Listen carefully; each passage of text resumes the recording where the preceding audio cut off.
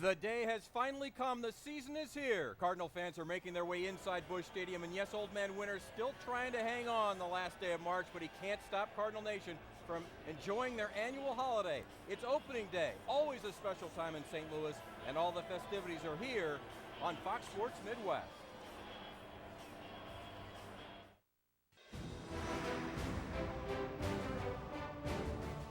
No place like St. Louis for an opening day.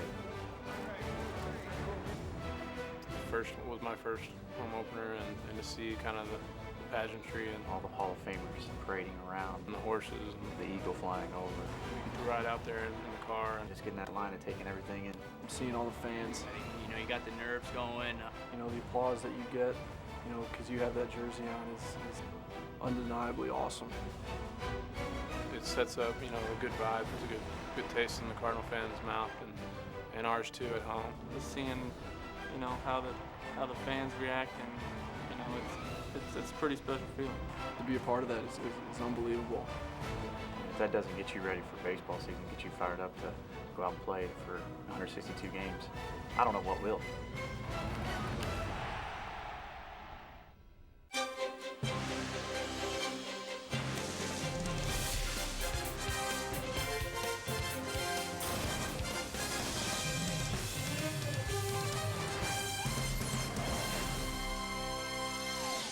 Welcome to Toyota Cardinals Live.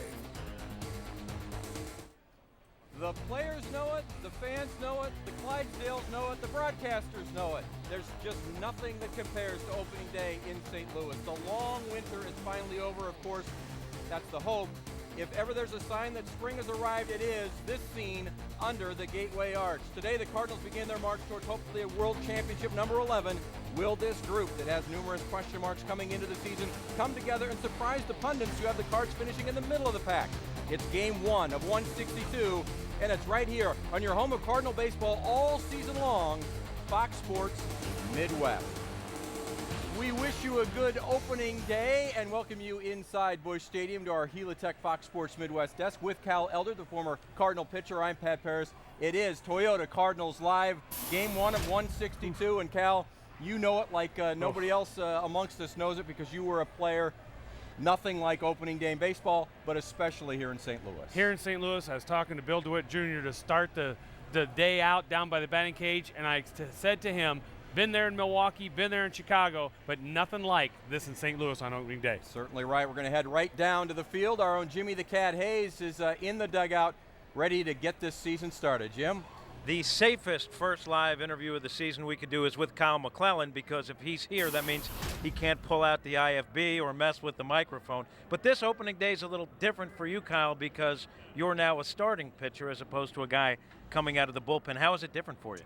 Yeah, it's a different feel for sure, knowing that you know, I'm not going to pitch today.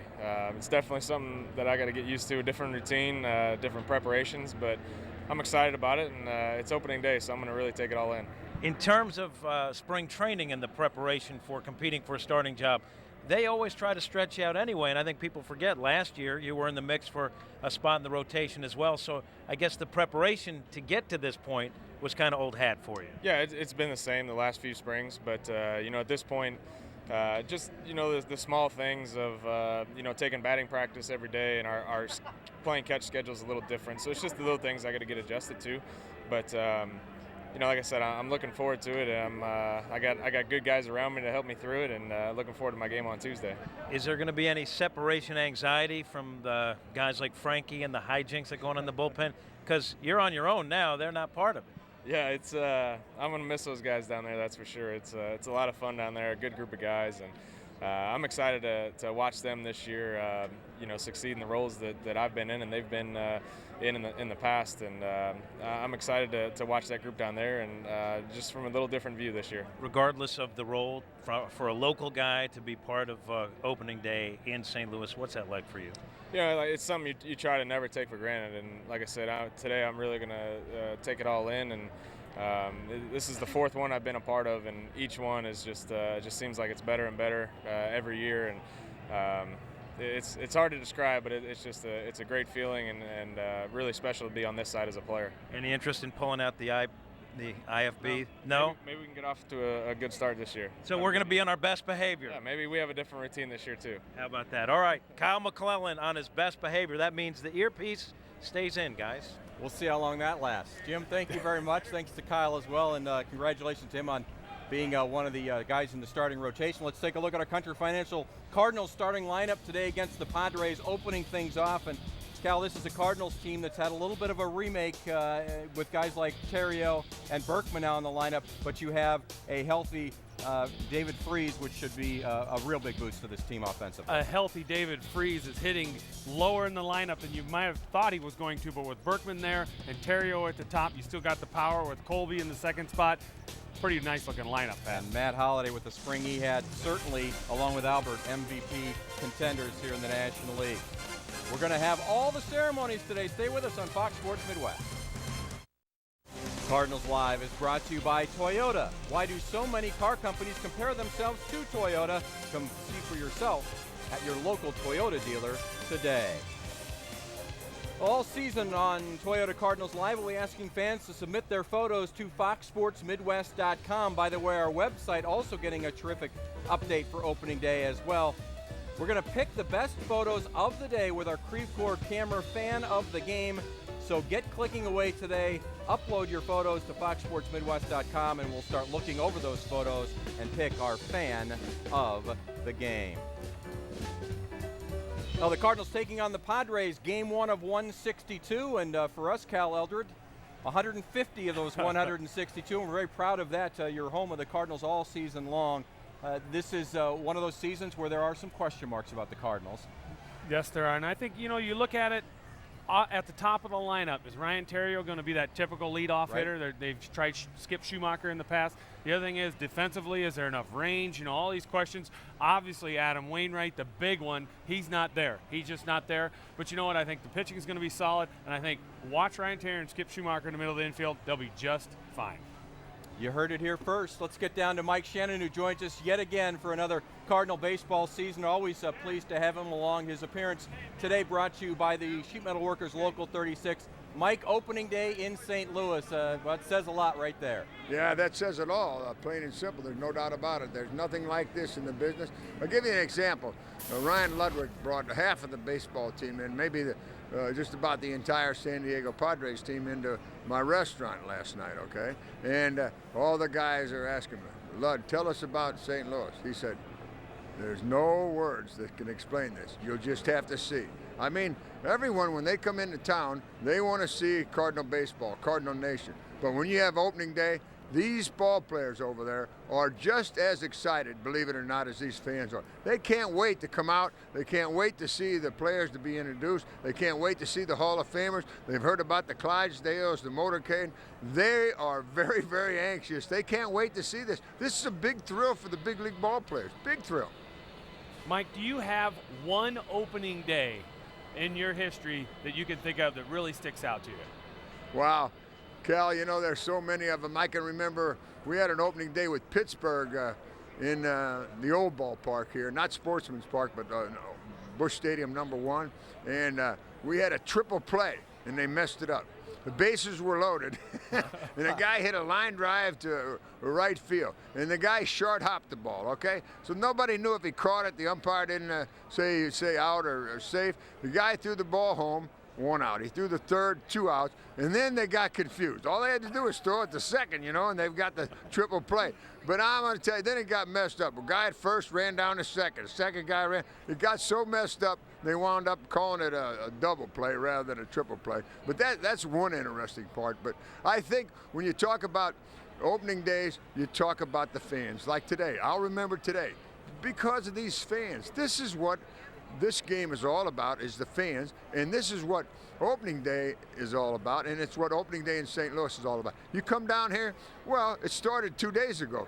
They were camped out for tickets, and then you come down here this morning, 6 o'clock in the morning, the fans are already coming down, and 8 o'clock, 9 o'clock, and they'll be here till 9 and 10 o'clock tonight. They thrive on this. They love opening day, and what I tell you, it's going to be sun shining.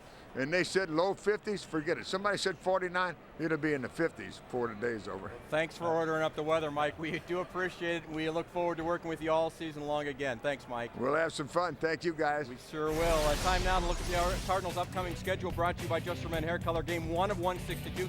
Cards get the schedule going with 6 at home here before a pretty long road trip that heads out west.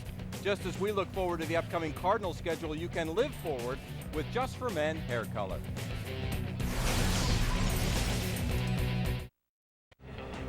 Opening day outside of Busch Stadium, live here in downtown St. Louis. And remember, we'll have all the pomp and circumstance of the opening day festivities inside Busch Stadium in just a few minutes. We'll bring it to you in its entirety. Opening day means so much to the players and the fans. How about hearing from one of the newest Redbirds and, of course, manager Tony La Russa.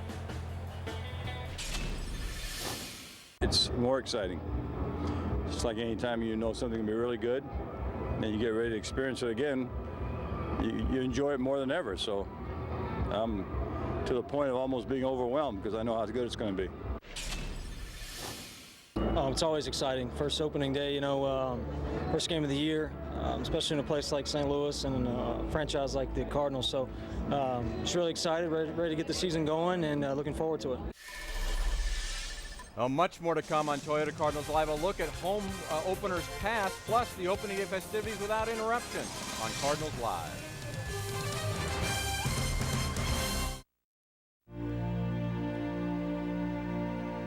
We had some great teams, but also great ball players. Great fans. Great city. I would love to be a part of the history of this organization forever. We have great fans in St. Louis. They love baseball. They love to come to the games. They come and watch a great game, supporting our team, and they want to see us win. Frisch and Hornsby, and Medwick and Mize, and then we got coming later with Slaughter and myself and. Ray Shannon, Luke Brock. Buck Gibson, C. Smith, and all those guys, and hopefully I can follow those steps that those guys have left for us to follow.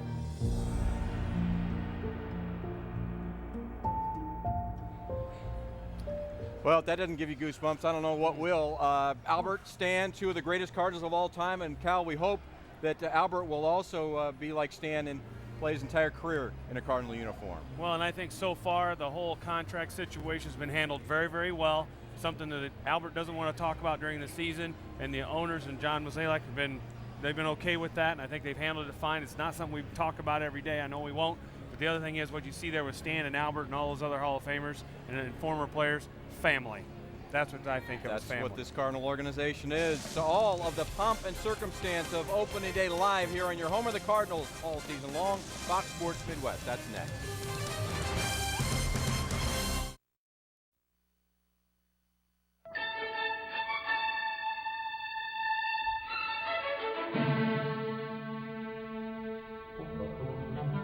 People say the soul of the city is reflected in its buildings and monuments. If that is true, this city hard by the Mississippi and its people remain rich beyond belief. Are those Cardinals cocky here today? Here's Rip Collins, Pep Martin, Jack Ruthrock, and are they playing some frisky ball? A bridge dubbed the Eiffel Tower of the Midwest for its ingenuity, built in a place once upon a time called Paris on the Mississippi. America's first skyscraper, constructed not in Chicago or New York, but here. Take a look around. No, take a real close look around, and you'll soon understand why. Monuments to mankind's genius that span the centuries stand everywhere. Here's the pitch. Line drive, there it is! Into left field! Hit number 3,000!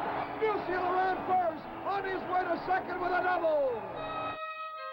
Like human bone structure, the frames of our buildings and monuments remain sturdy and strong, built stone by stone, brick by brick, by thousands of folks who came to this gateway to the American West. He starts the windup. Here's the pitch, and it's a strike called. no-hitter for Gibson! And if these monuments could talk, oh man, the stories they could tell. Tales of a can-do pioneer spirit cut from very solid Midwestern bedrock.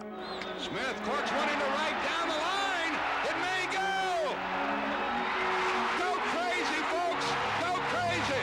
Like St. Louis architecture, the Cardinals continue to stand sturdy and strong thanks to generations of young men with backbone who grace the ball field with their passion, their skill, and their desire, using Midwestern spirit to shape St. Louis pitch by pitch, hit by hit, world championship by world championship.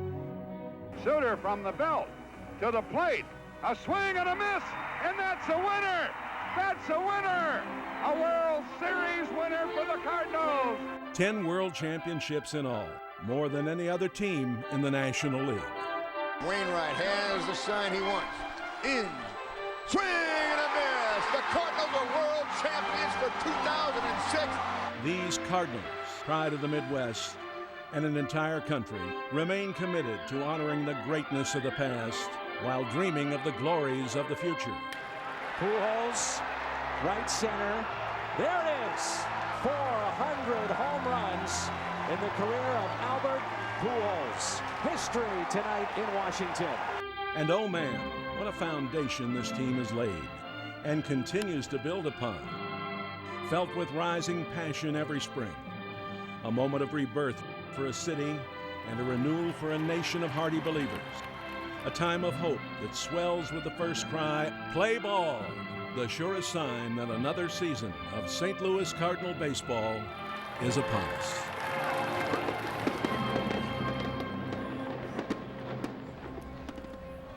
Jay Randolph helping us opening day as you see Stan the Man coming in. 120 years of Cardinal history summarized there in just a few minutes.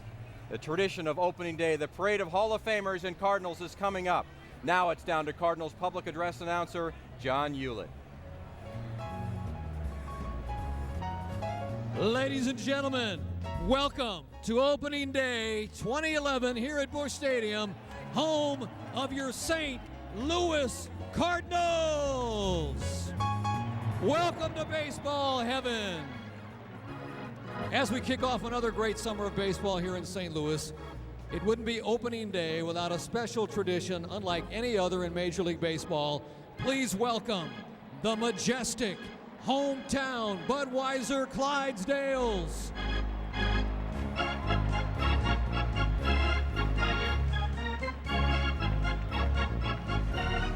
That lucky youngster on top of the hitch of the Clydesdales is 9-year-old Alex Ahrens from Michigan. He's here thanks to the good folks at Make-A-Wish Foundation. What a thrill. A Make-A-Wish child whose wish is to ride on the hitch nice with the thing for a Make-A-Wish to do, to put that young man on top of the hitch, Cal. Can you imagine how many people would love to be doing that, Pat? Opening day at Busch Stadium, and he is the center of attention as he rides around on the big hitch of Clydesdale. And the biggest thrill for many is to see that tremendous, powerful hitch of Clydesdale. And this young man's getting an opportunity to ride on that. What I would love to find out what made him want to do that. Yeah, exactly. Where did that come from? We'll do that. We'll find out. We'll let you know later on. Let's listen more of the sights and sounds of opening day.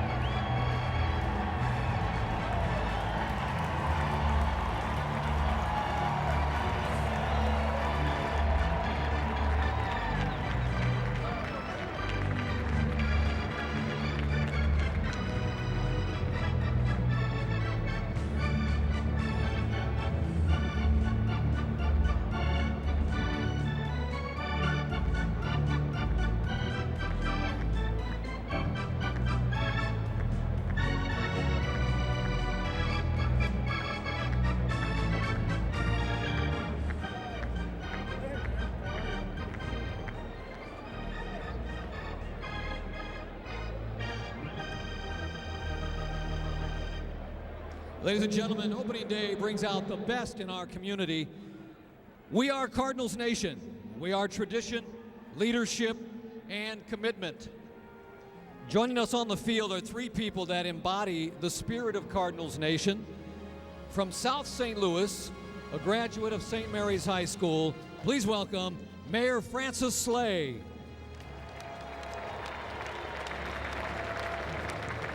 From St. Louis County, a graduate of Wellston High School, County Executive Charlie Dooley. And from Jefferson County, a graduate of DeSoto High School, please welcome the Governor of the State of Missouri, Jay Nixon.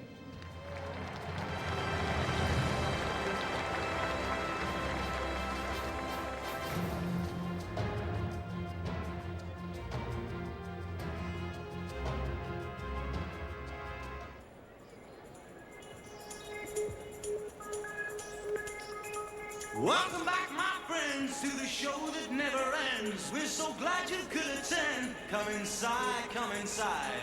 There behind the glass, there's a real blaze. And now, a celebrity in his own mind, accompanied by the most energetic crew in the country. Please welcome Fred Bird and Team Fred Bird.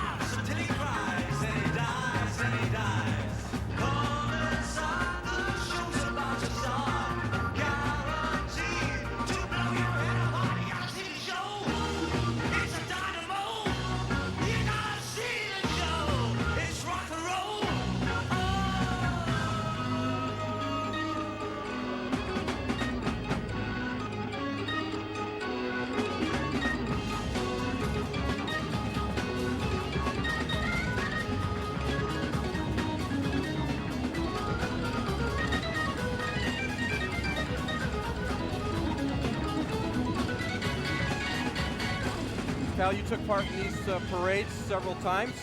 What's it like? A little nerves, a little anticipation now, knowing that baseball is only a few minutes away? The nerves are kind of go by the wayside as you ride around in these vehicles and you look at all the fans. As a player, you're pretty much in awe, Pat, of the fact that these people are not only going to show up today, but they continue to show up for the 81 ball games that will be played here. Just the fact that they feel like this is a holiday, Pat. And it is a holiday for many St. Louisans and all around the Midwest, Cardinal fans that make their way to St. Louis under the arch to watch their Redbirds play. Let's go back down to John Hewlett to announce With more World Series titles than any other National League team, the Cardinals' tradition of excellence spans generations.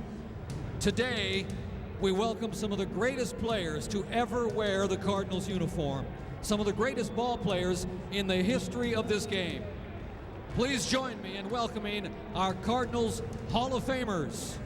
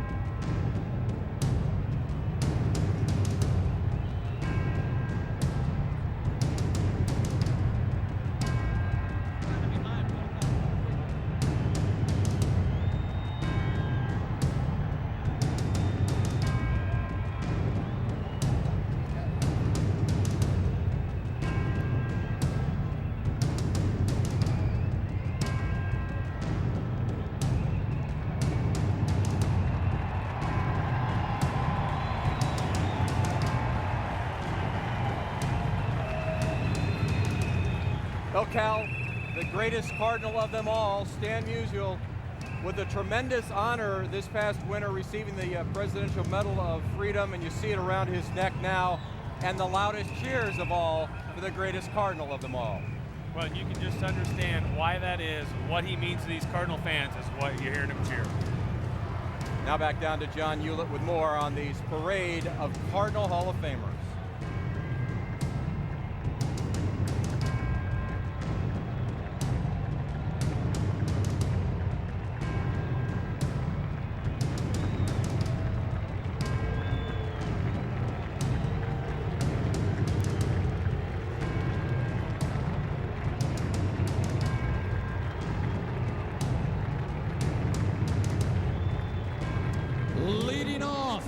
With 2 World Championship titles and 6 All-Star appearances to his credit, he stole 938 bases in his 19-year career. Please welcome number 20, Lou Brock.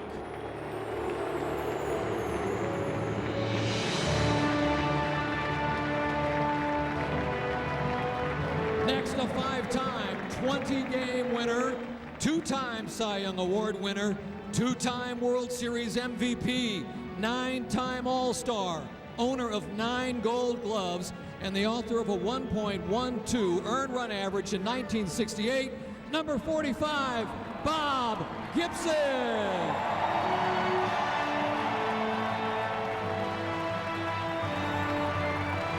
A 10-time All-Star, has worn the birds on the bat for over 45 seasons and has won more championship rings than fingers. He won a World Series title in 1946 as the Cardinals' second baseman, and then led the team to another World Championship as manager in 1967. Number 2, Red Schoendienst. He's a 15-time All-Star and winner of 13 Gold Gloves at shortstop. He played in 3 World Series for his manager, Whitey Herzog. The Wizard of Oz, number 1, Ozzie Smith.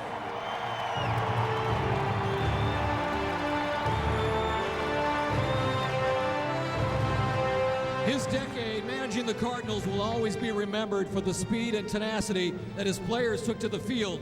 Whitey Ball brought us a World Series championship and 2 more trips to the World Series. He's the newest member to wear the red jacket, Whitey Herzog.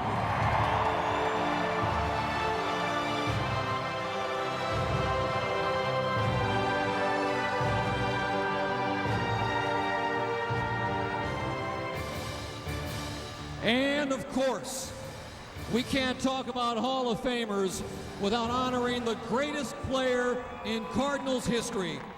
He played his entire 22-year career in St. Louis, is the franchise leader in virtually every batting category, a 2-time National League MVP, a 24-time All-Star, and now here for the first time since receiving the nation's highest civilian honor, the Presidential Medal of Freedom for his lifetime of achievement and service, Stan the Man Musial.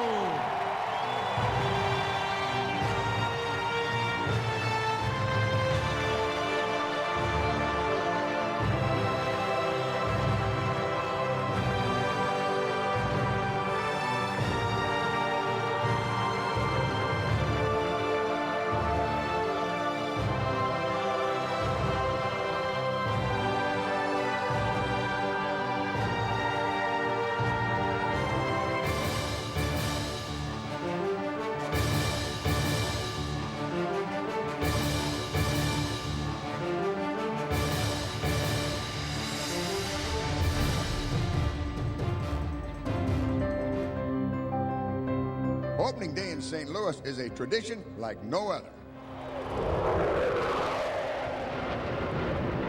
We are Ford trucks, Clydesdales, Hall of Famers, and Fredbird. We are backflips on opening day. And we're ready to start the season. Here we go. We are a nation of 3 million in the stands and millions more at home.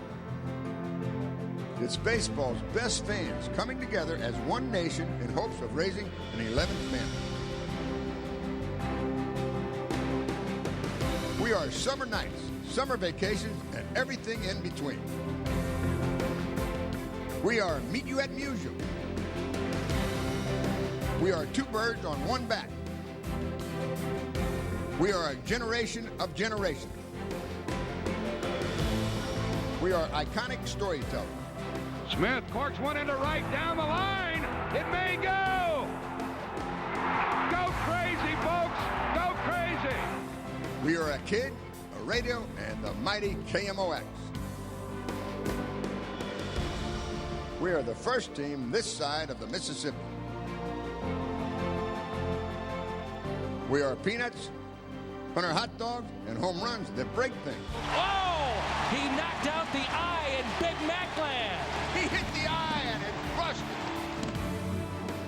We are 43 Hall of Famers, 10 World Championships, and still counting. Suter from the belt to the plate. A swing and a miss, and that's a winner. That's a winner. A World Series winner for the Cardinals. We are the team with the highest rated TV games in all of Major League Baseball. How about that? How about that? Molina home run. We are a hard nine.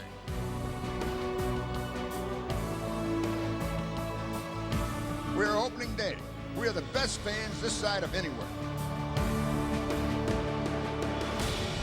We are Cardinal Nation. Long live the nation. Ladies and gentlemen, from Germantown to New Athens, West County, North County, or South County, opening day is not only about the 30 guys in uniform this season, but all of the men that have proudly worn the birds on the bat throughout history. Representing Cardinal Nation is a group of players that not only wore the birds on the bat, but who grew up in Cardinals country rooting on their team. A CBC alum, he played in 3 World Series, starting his 40th season as the voice of the Cardinals. Please welcome Mike Shannon.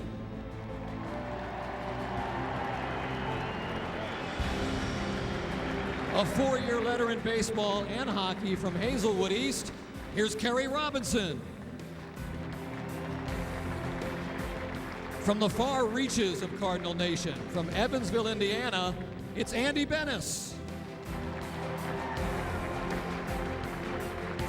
A 2-time All-Star, Pattonville's own Scott Cooper.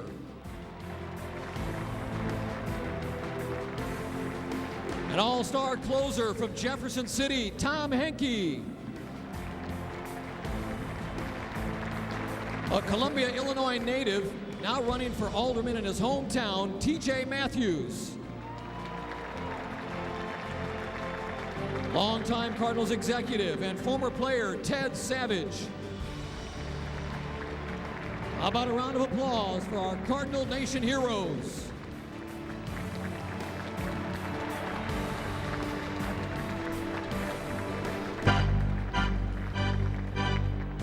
Now let's meet the group that will continue the tradition, the 2011 St. Louis Cardinals.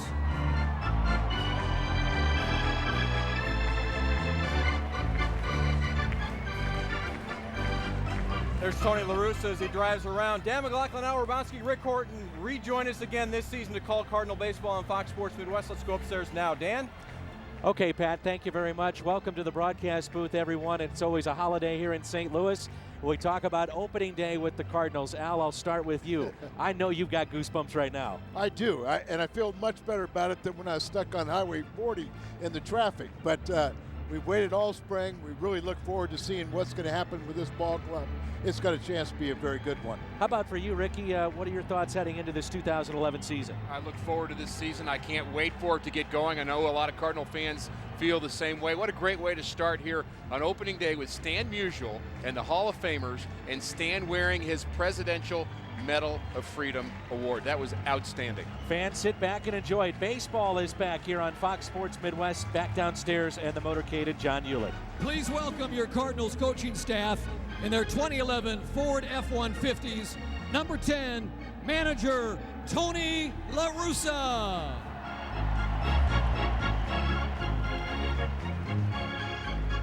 Number 11, third base coach, Jose Oquendo.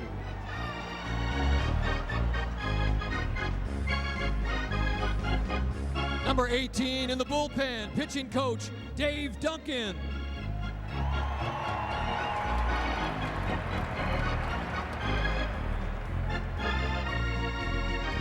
Number 25, hitting coach, Mark McGuire.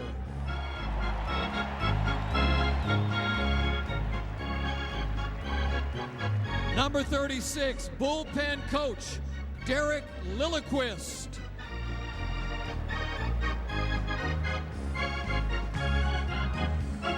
Number 39, first base coach, Dave McKay.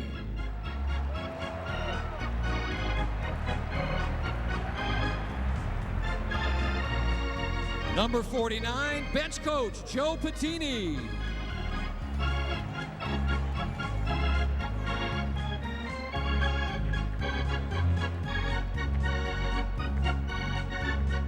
Here's assistant hitting coach, Mike Aldretti.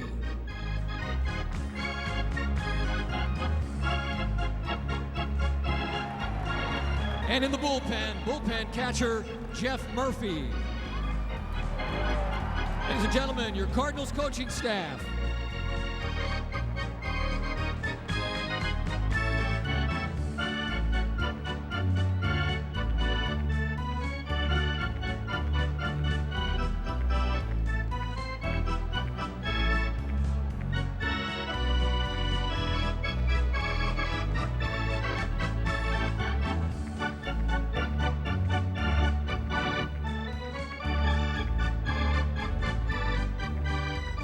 And now the 2011 St. Louis Cardinals. First, number 8, infielder Nick Punto.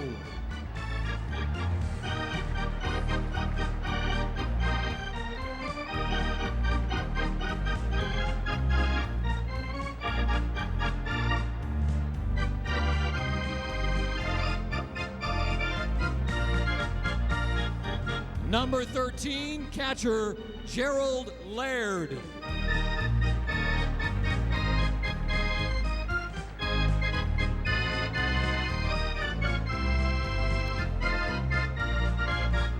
Here's number 15, outfielder John Jay.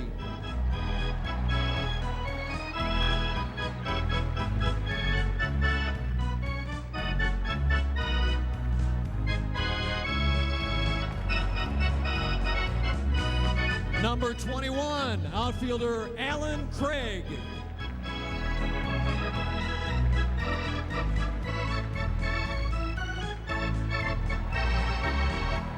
Number 22, pitcher Brian Augenstein. Right now, let's go down to Jim Hayes, who's with injured Cardinals ace Adam Wainwright. Cat? A 20-game winner last season. Everybody loves opening day, but Adam, this one's a little different for you in that you are coming off the surgery. What's it like for you? I don't know. This is a really special day. You know, it's, of course, I'm going through a tough time, you know, but I'm going to make the most of it, be a good teammate. You're enjoying it, I can tell. I really am. These fans are amazing. I'm just proud to be a part of this city. As close as the starting rotation is, I know you have a lot of confidence in the guys that are going to pitch. We do. We have 5 great guys that are going to go out there in the rotation and dominate, pitch well every day, and compete their butts off, so we'll be in good shape. All right, enjoy. Thanks. Thank you. Pat? Back now to John Hewlett with more introductions. Number 33, infielder Daniel Descalso.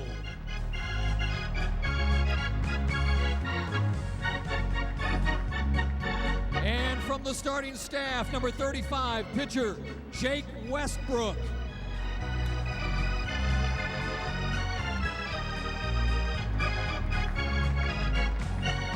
Number 41, pitcher Mitchell Boggs.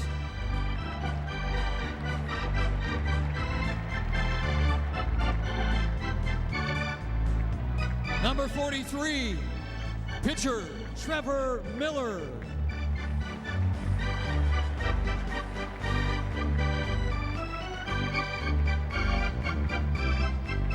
Number 44, pitcher Miguel Batista.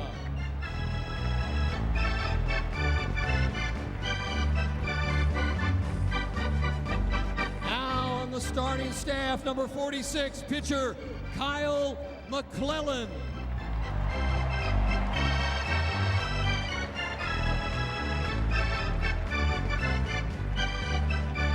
Number 50, pitcher Adam Wainwright.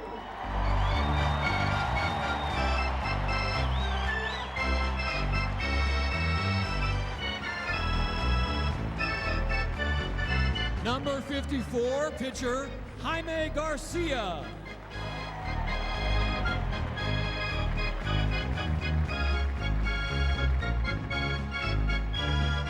And number 56, pitcher Brian Talent.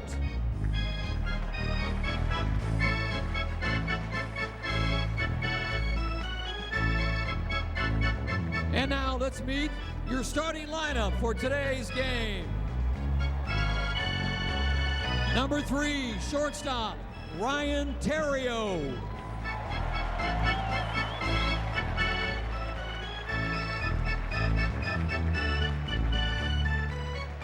Number 28, center fielder, Colby Rasmus.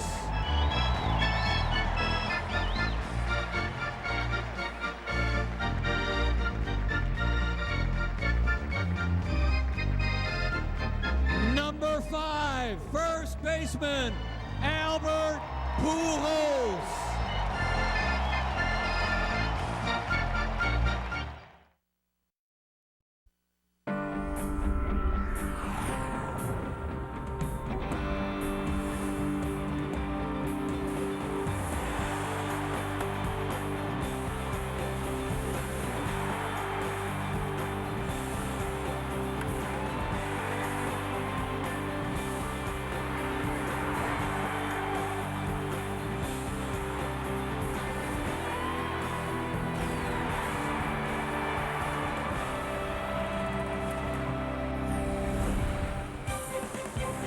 Welcome to St. Louis Cardinal baseball from Busch Stadium in downtown St. Louis.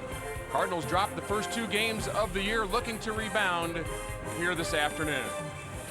Welcome to the telecast. Rick Horton alongside Al Raboski. And if the Cardinals are going to rebound, Al, they're going to have to do it behind their left-hander, Jaime Garcia. Well, he was outstanding last season. He struggled in spring training. His last outing was his best, and Jaime really needs to step up and stop the losing streak. Garcia, the starter here this afternoon. Jay Randolph, when we come back, gives his thoughts on Cardinal Nation.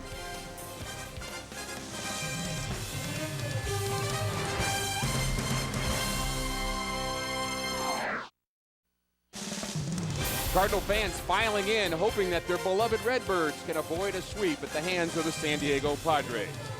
We're very excited to bring you a brand new segment. It'll be hosted by my good friend and longtime broadcaster, Jay Randolph, who'll do a segment all year long called Talking with Tony. Jay?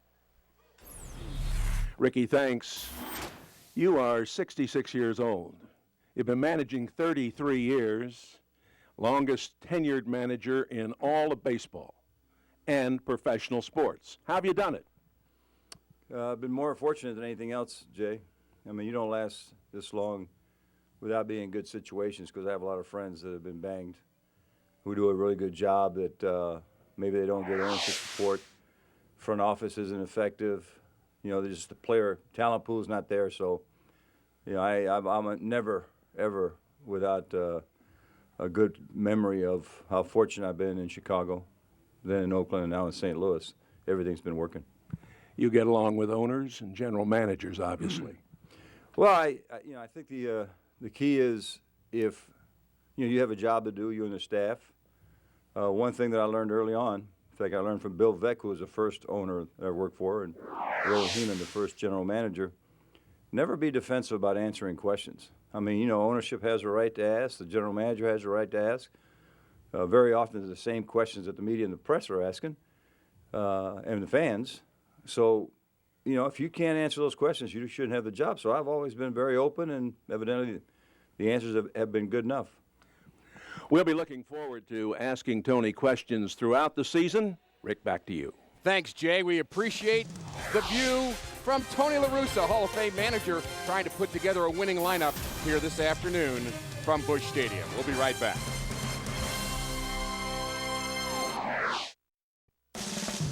Cardinals baseball on Fox Sports Midwest is brought to you by Budweiser. Great times are waiting. Grab some Bud. By Chevy. See your Mid-America Chevy dealers. By Southwest Airlines, new Rapid Rewards, unlimited Rapid Reward seats, and no blackout dates. By Dobbs Tire and Auto Centers, #1 in quality tires and expert auto service. And by Steak and Shake. Life needs flavor. Gorgeous day for baseball here in downtown St. Louis. The crowd still filing in. Temperatures nearing 80 degrees. A bit of a windy afternoon. And let's give the Southwest Air starting lineup for the San Diego Padres. They'll lead off with Jason Bartlett, former All-Star, then Orlando Hudson, Jorge Cantu. Ryan Ludwig has been a bit of a Cardinal killer. He'll be in left field. Chase Headley. Chris Denorfia gets a start here this afternoon. Cameron Maben, the home run on opening day. Cardinal fans would like to forget. He'll bat 7. Nick Hundley, and then Dustin Mosley is your starter. And on the mound for the Cardinals, his first start of the season, rough spring for Jaime Garcia. Well, we remember last year he was outstanding. He was 3rd in the National League Rookie of the Year balloting. He had the most votes of any pitcher. Rough spring, like you said, but he finished on a strong note, and hopefully that'll be the case here today. Let's take a look at the defense behind Jaime. It'll be John Jay, Colby Rasmus, and Lance Berkman in the outfield from left to right with Matt Holliday out. Descalzo gets the start at 3rd. It'll be Terrio and Schumacher up the middle. Albert Pujols, the first baseman. And Garcia and Molina, the battery.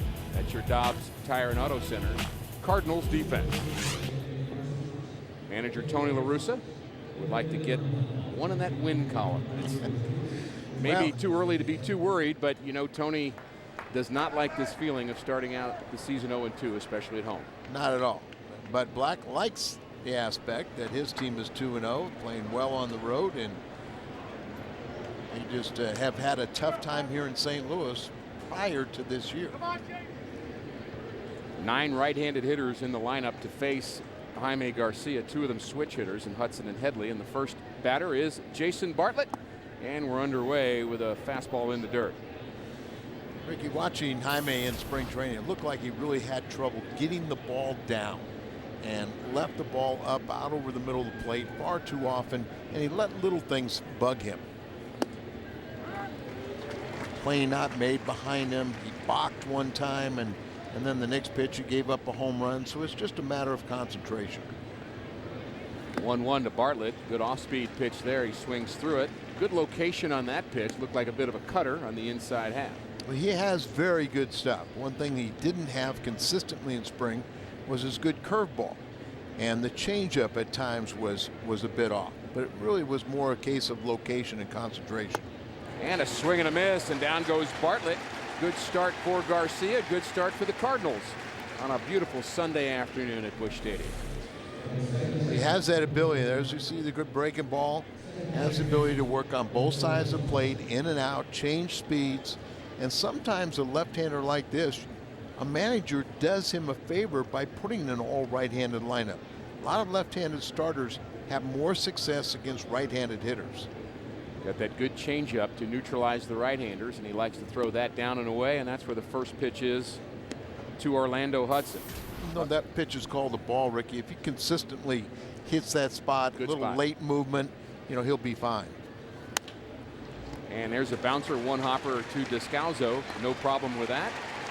2 quick outs here in the Padre first.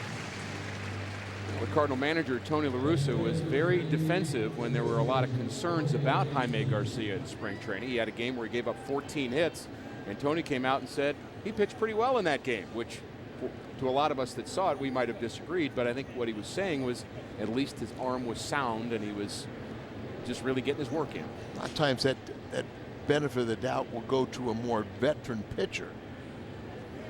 But in the case of Jaime, you know, he coming off the Tommy John, that was 2 years removed. They're going to ask him to go a little deeper into games. They actually felt like he threw the ball well. And like you said, as long as he's physically sound, he gets his work in. Ball popped up on the right side. It is a windy day, but no problem for the Gold Glover at first base. Great inning for Garcia. Terrio when we come back. 3 up, 3 down for Garcia in the top of the first. The Cardinals are getting their first shot. And they'll have Terrio, Jay, and Pujols to lead it off here in the bottom of the first inning. And they'll be followed by Lance Berkman, the right fielder, who is a switch hitter. Then Colby Rasmus, Molina, Schumacher, Garcia batting 8th here this afternoon. First shot at that. And Daniel Descalso will bat 9th. And they will face Dustin Mosley, former Angel and Yankee. Last year he spent the entire season with the Yankees. And what do we know about Mosley, Al? Well, he's 29 years of age, a former #1 draft pick at Cincinnati, but it's the first time he's pitched in the National League. Really not an overpowering guy by any means. To the right-handed batters, he predominantly keeps the ball away. He tries to pick a little bit, tries to get you to go after his pitch, even try to get you to expand the strike zone, works both sides of the plate to the left-handed hitters. As the first pitch is inside.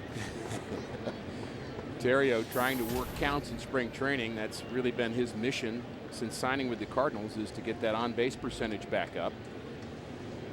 And he's made a couple errors early on.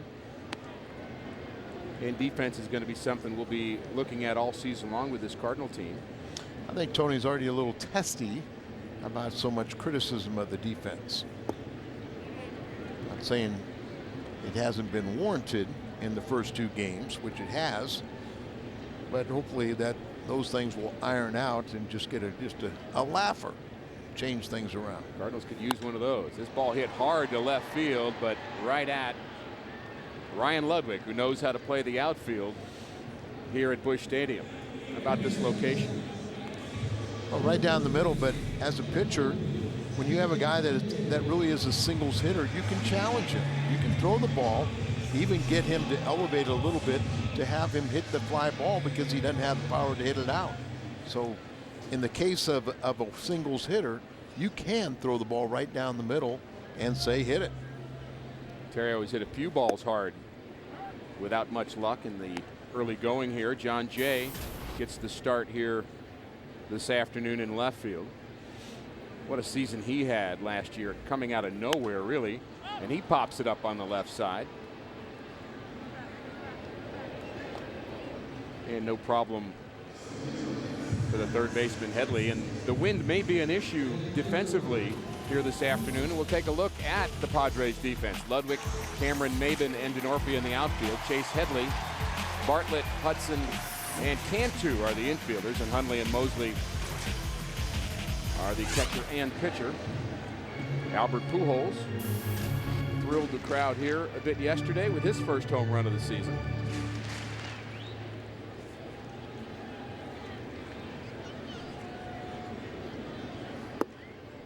And you wonder what kind of pressure, although he's used to pressure, are on the shoulders of Albert Pujols with Matt Holliday being out. In case folks have missed that, he had an appendectomy and will miss, depending upon who you talk to, at least 7 or 8 days. He has not been DL'd by the Cardinals because he believes he can come back before 15 days. Right, they'll probably make that determination on Monday or Tuesday, but he is at the ballpark today, and the likelihood is he will not be DL'd, and they'll probably miss a little bit more than a week. 2-0 to Albert is on the outside corner. He didn't go right down the middle on Albert on 2-0. No, he's gonna probably be true to form. He'll throw enough pitches inside to keep Albert honest, but predominantly just trying to hit the ball down and away. Right there. And a generous strike.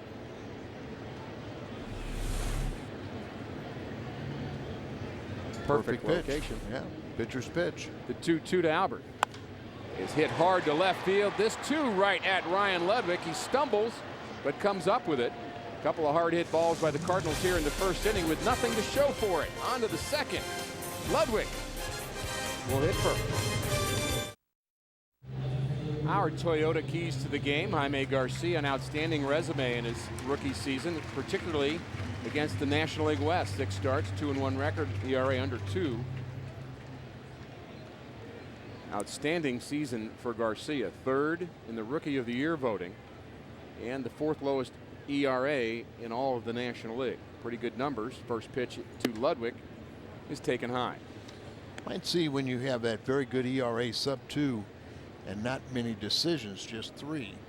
See that change a little bit as he's extended his innings this year.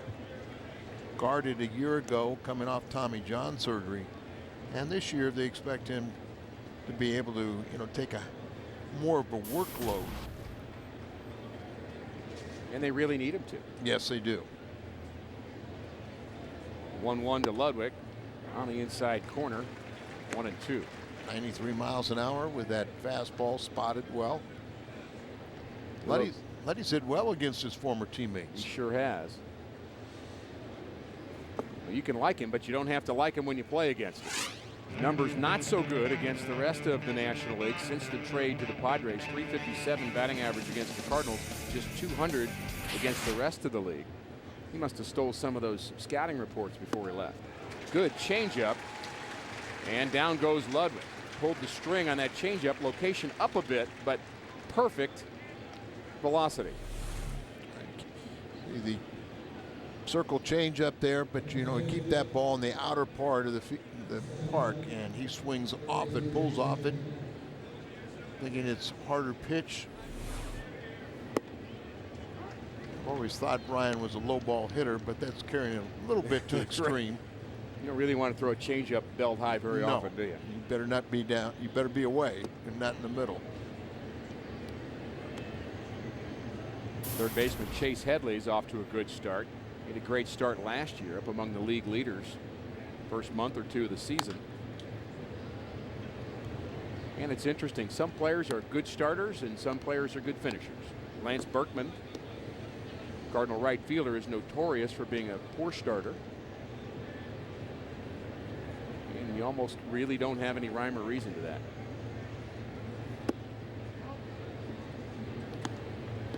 You'd love to be consistent like Albert. From day one all the way through, you're just a force to be dealt with. And another strikeout for Garcia. The pitch on the inside half, and it's strikeout number 3 early on. Everybody was concerned about his stuff. He's already thrown better location here, and you can see the breaking ball grip off to the side, catching the first 2 fingers, the seam there to pull down. But he just left so many pitches up, out over the middle of the plate. Matter of concentration, but he's on right now. Outstanding slider down and in. Some pitchers will call that a cutter, others will call it a slider. Really not much difference. The ball had some downward break to it. And there's a changeup, and out in front is Chris Denorfia. Keep that ball down there, and you see that little late tailing action, but just how effective down and away that pitch can be. You hit it, you're just going to pound it in the dirt. 0-2 is in the dirt. Cardinals have actually out-hit the Padres through the first 2 games of the season, 18-17, but nothing to show for it. A lot of double plays they've hit into. On the inside corner, another perfect location. Denorfia doesn't like it. Garcia strikes out the side. Berkman, Rasmus, and it's not too late to get a 2011 season ticket plan. Choose from full season, 40 game or 27 game plans. Each plan includes a hefty discount off the gate price, plus lots of additional perks. For details, visit Cardinals.com today. Good start for Jaime Garcia. The Cardinals looking for a little offense early on here. Bottom of the 2nd inning. Lance Berkman batting cleanup here this afternoon. Got his first hit as a Cardinal on opening day. Got a couple hits on opening day. And looking for his first RBI as he swings through the first pitch. A lot of free swinging so far here this afternoon, and a pretty fair strike zone, I would say, by the home plate umpire Mark Carlson.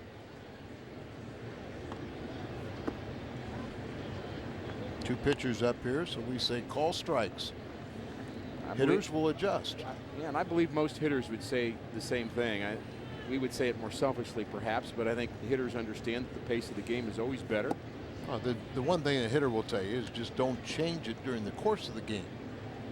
And we've seen at times where And a strike zone that's established early in the game changes late. And that confuses pitchers and hitters. I recall a timeout where most clubs would do a shift on Lance Berkman. You'd move the shortstop closer behind second base, kind of give him the left side of the infield. And you wonder if they determined maybe his bat slowed down just a bit, that they play him just straight up now, although the second baseman Hudson is playing him pull on the right side. I would agree with you that you cannot put a shift defense on there, because right now his bat has slowed down a bit. Not to say he can't regain some of that bat speed. When we look at the career of Berkman, it's just not the damage that he's done with power and with a high average, but he's always had a good eye. He's walked a lot. The on-base percentage has been high. There's the shift on the right side, or at least playing him to pull on the right side. And the ball's hit to the right side. And a three-time Gold Glover throws out Lance Berkman. That's what you don't want to do as a hitter, is you roll over on an outside pitch. Instead of taking this ball to left field, you roll over on it, and you're going to get a just nice little easy ground ball, in this case to second base. Cardinal center fielder Colby Rasmus takes his turn. He's off to a good start. And he too aggressively swinging at the first pitch. I think this could be a big year for Colby. Last year, not so shabby, 23 homers, 66 RBIs, but he got a potential to really become a top outfielder in the National League. Line drive to right. And the Cardinals have hit 3 balls right now, right on the nose, with nothing to show for it. Terrio and Pujols in the first inning, and now Rasmus here in the second. Mosley, pretty much to form is he's just going to kind of move the ball around. He's going to not be overpowering. He's not going to be a strikeout pitcher. He's going to try and get you to go after pitches maybe a little bit more outside than you want. But you know, that ball not hit with authority. Timing's everything in this game, isn't it? Sure is. I mean, he's going to go out there, pump strikes, and just try and get you to expand your zone a little bit. He's got a good defense behind him.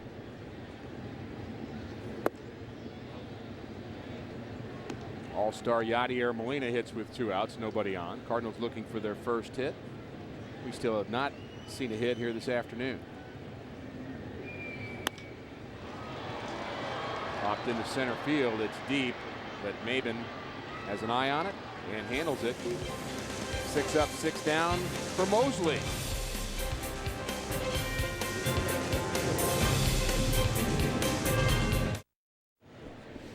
Join Major League Baseball and the Major League Baseball Players Association in helping Japan's children in need. Visit unicef.org or text Japan to 864-233 to donate $10. Standard text messaging and transactional fees apply. For more information, visit MLB.com/JapanRelief. Great start for Garcia. Through 2 innings, 6 up, 6 down, including 4 strikeouts, and he'll have the bottom of the order in Cameron Maben, Nick Hundley, and Dustin Mosley. 3 strikeouts in a row.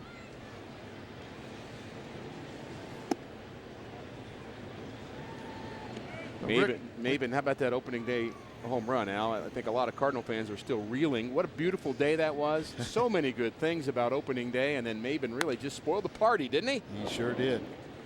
2 bouncer to Terrio for out number 1. Day, it really didn't seem like the ball was traveling that well, and he had plenty, about 10-15 feet over the center field wall, and first pitch curveball off of Ryan Franklin. That was an ugly loss. Really was. The Cardinals lost that one 5-3 in 11 innings. And they lost here yesterday 11-3, in case you missed that game. And really it was just 1 inning that really did them in. Cardinals had a hard time throwing strikes yesterday, but Garcia seems to have very good command here this afternoon. He misses ball 1 to Hundley. it's a good lesson when you see what happened with all the walks. Cardinals walked 8, including 2 times with the bases loaded, 1 time with the pitcher up. And we've been there. It does happen. Line drive to center. Rasmus will not be able to catch up with this one. Base hit for Hundley. How about Hundley? He's been a killer in this series. Break down the delivery of Jaime Garcia. You see, get up on that back leg. High leg kick for today, and then he starts to explode as he moves forward. And have the upper body in sync with the lower half, the stiff front leg, follow through. So many different ways to do it, but the key is to be able to get the ball down in the zone. Now Mosley, this is his first at bat at the major league level, but in the minor leagues he showed that he was a pretty good hitter. You'd have to believe he's bunting here, though. Yes. And a very good bunt. Moves Hundley to second base with 2 outs and back to the top of the order in Jason Bartlett. But if you're a pretty good hitter, you probably have the ability to bunt also. Looked like he knew what he was doing with the bat, didn't he? Yes. You can tell sometimes when the pitcher's comfortable with the bat, and he certainly is. So Garcia may want to make note of that for later at bats.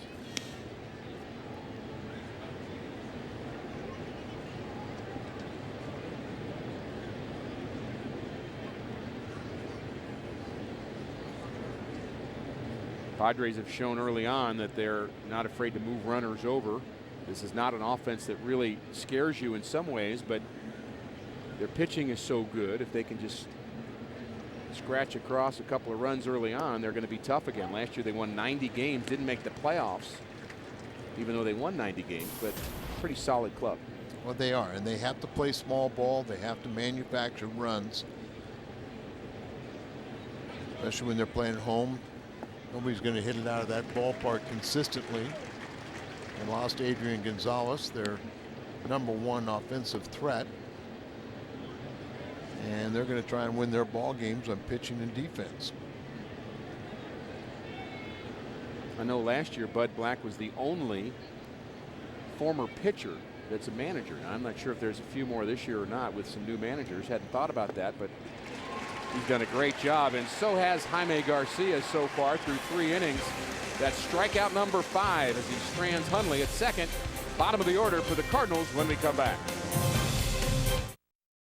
Baseball is back on Fox Sports Midwest. No score here in St. Louis as we take a look at Stand the Man, the greatest Cardinal of them all, who was here on opening day and received such a great round of applause from the Cardinal fans here as he was showing off his Presidential Medal of Freedom. Number 6, Stan Musial. Just great to see him out here on opening day. It's awesome. You know, he's just 90 years of age now, and I understand that Medal of Freedom he just wears so proudly, and hard to get it off him. Well, and he's such a humble guy. That's what makes that so unique, and I think he really does want to share it with people also. He's that kind of man. Outstanding player, of course. My question is, why did it take this long? Well, I can't answer that. We didn't get to vote, Al. Skip Schumacher leads it off for the Cardinals. Hard hit up the middle, and the Cardinals have their first hit. They've hit a few line drives, but they finally get one to drop. And maybe with a pitcher batting 8th, it'll pay off now in a bunting situation. And let's go back to that Medal of Honor ceremony in February. Stan matched his hustle with humility. Great moment. Garcia pulls back on a bunt attempt. Garcia had a good year with the bat himself at 185 last year, which for a pitcher you'd have to say is decent. Always help yourself, you know, get those bunts down, but like you say, you can advance a runner, drive in a few of them every so often. See if Mosley does try to elevate the ball early in the count to try and get the pop up. And there goes the runner, Schumacher. It's a hit and run, and Schumacher is out at second base. Tony La Russa puts on the hit and run. Garcia does handle the bat well, but he swings through it, and the catcher, Nick Hundley, throws out Skip Schumacher. High throw, but Skip can't make up for the running speed. Tries to go to the back half of the bag, and you see Bartlett with the tag applied. And on a hit and run, you cannot blame Skip Schumacher. No, you've got to. You can't get the same quite jump. You've got to look in and make sure the ball, you know, what the batter does with the ball, so that slows down your forward progress. The whole key is you have to make contact. And if you foul it off, so be it. But you have to do that at least. But just it's a gamble. Bat on the ball. I mean, I don't have any problem trying to be aggressive, especially the way the offense has been so anemic right now. There's a lot of different reasons, but the one that I think the most when Tony puts the pitcher in the 8th spot is, he says, because I think my team is offensively challenged. Without Holiday, this isn't the same lineup. Have Albert in the 3rd spot, guaranteed to come up the 1st inning, but after that, somewhat the cleanup hitter after that. Take the Cardinals with you wherever you go this season. Subscribe to MLB.tv today to see every Cardinals game live or on demand on your computer and your home favorite devices. Visit Cardinals.com to order and get more details. MLB.tv. Baseball everywhere. Leadoff single by Schumacher is erased on a caught stealing. Then a bounce out for Garcia brings in Daniel Descalzo.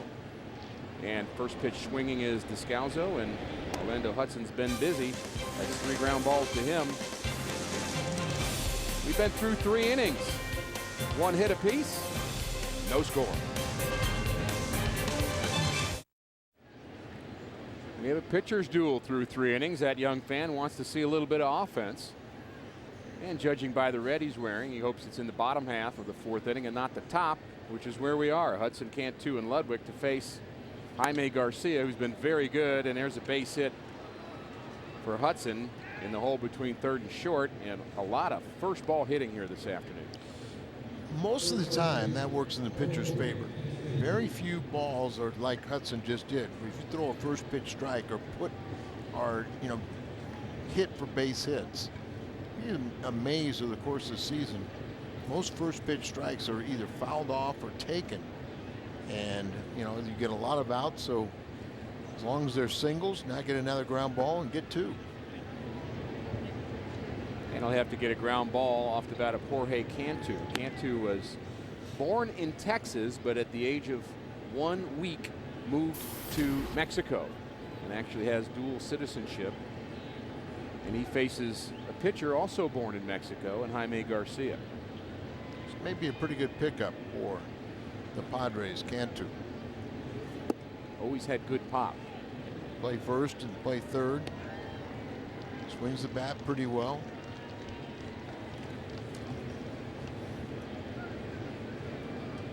Again, last season with Florida, and then was traded to Texas at mid-season. Swing and a miss, long swing by Cantu.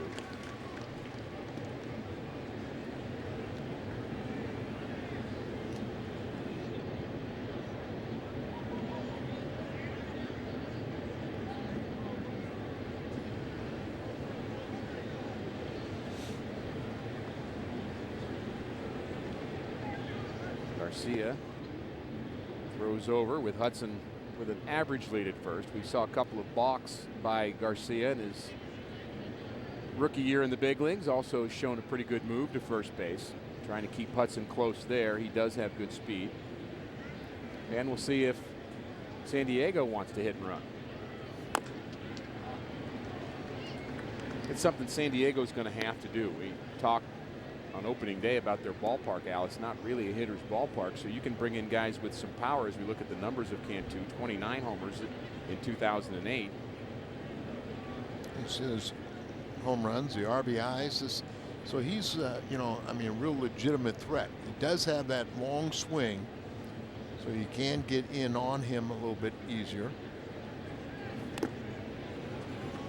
just think about that ballpark, a lot of long fly balls, though. Right, and you know, and as a pitcher, you know, particularly when you're pitching in San Diego, you fall behind a count on a guy, just throw the ball up and away. Just say, go hit it. In Death Valley center field there, and especially at nighttime, that ball would just get knocked down.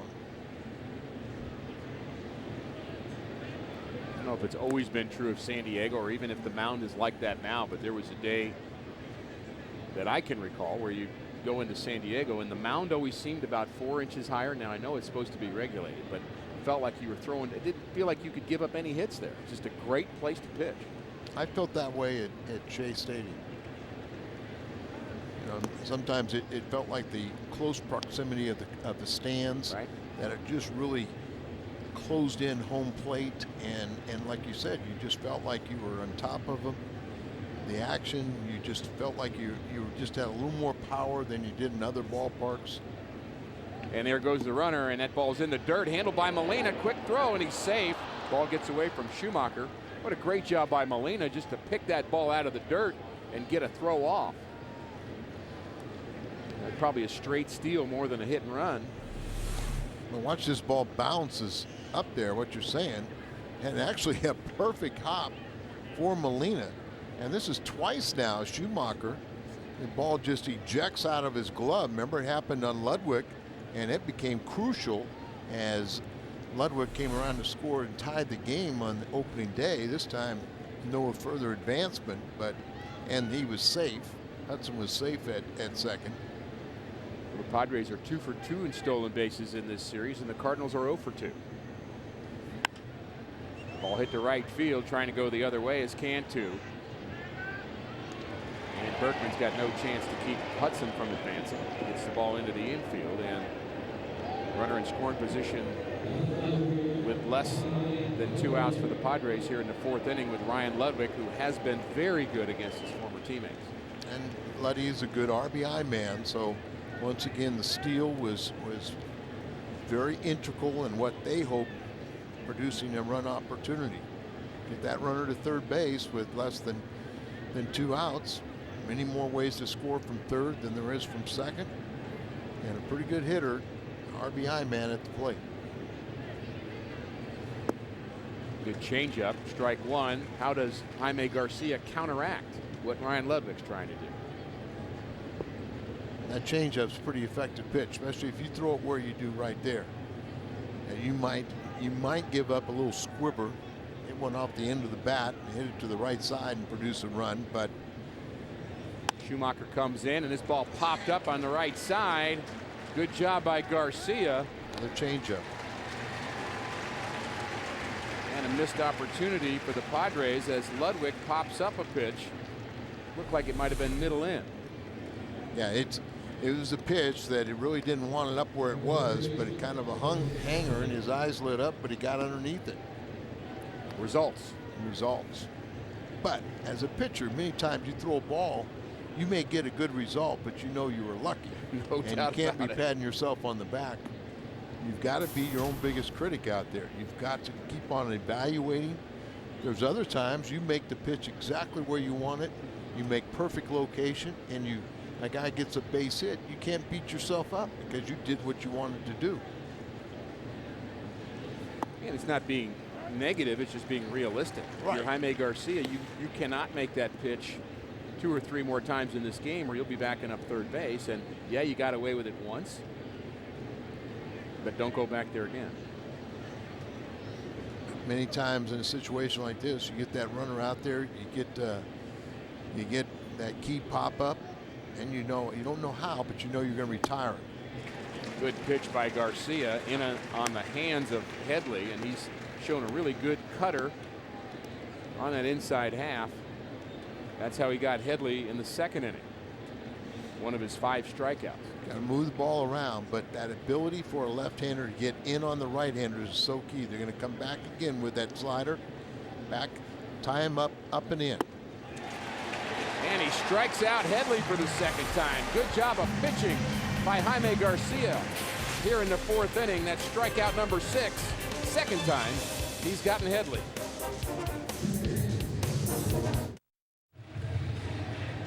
No score, bottom of the 4th inning. The wheels are turning in the mind of Tony La Russa, trying to find a way to get some runs. And Tony La Russa has been around an awful long time, Al.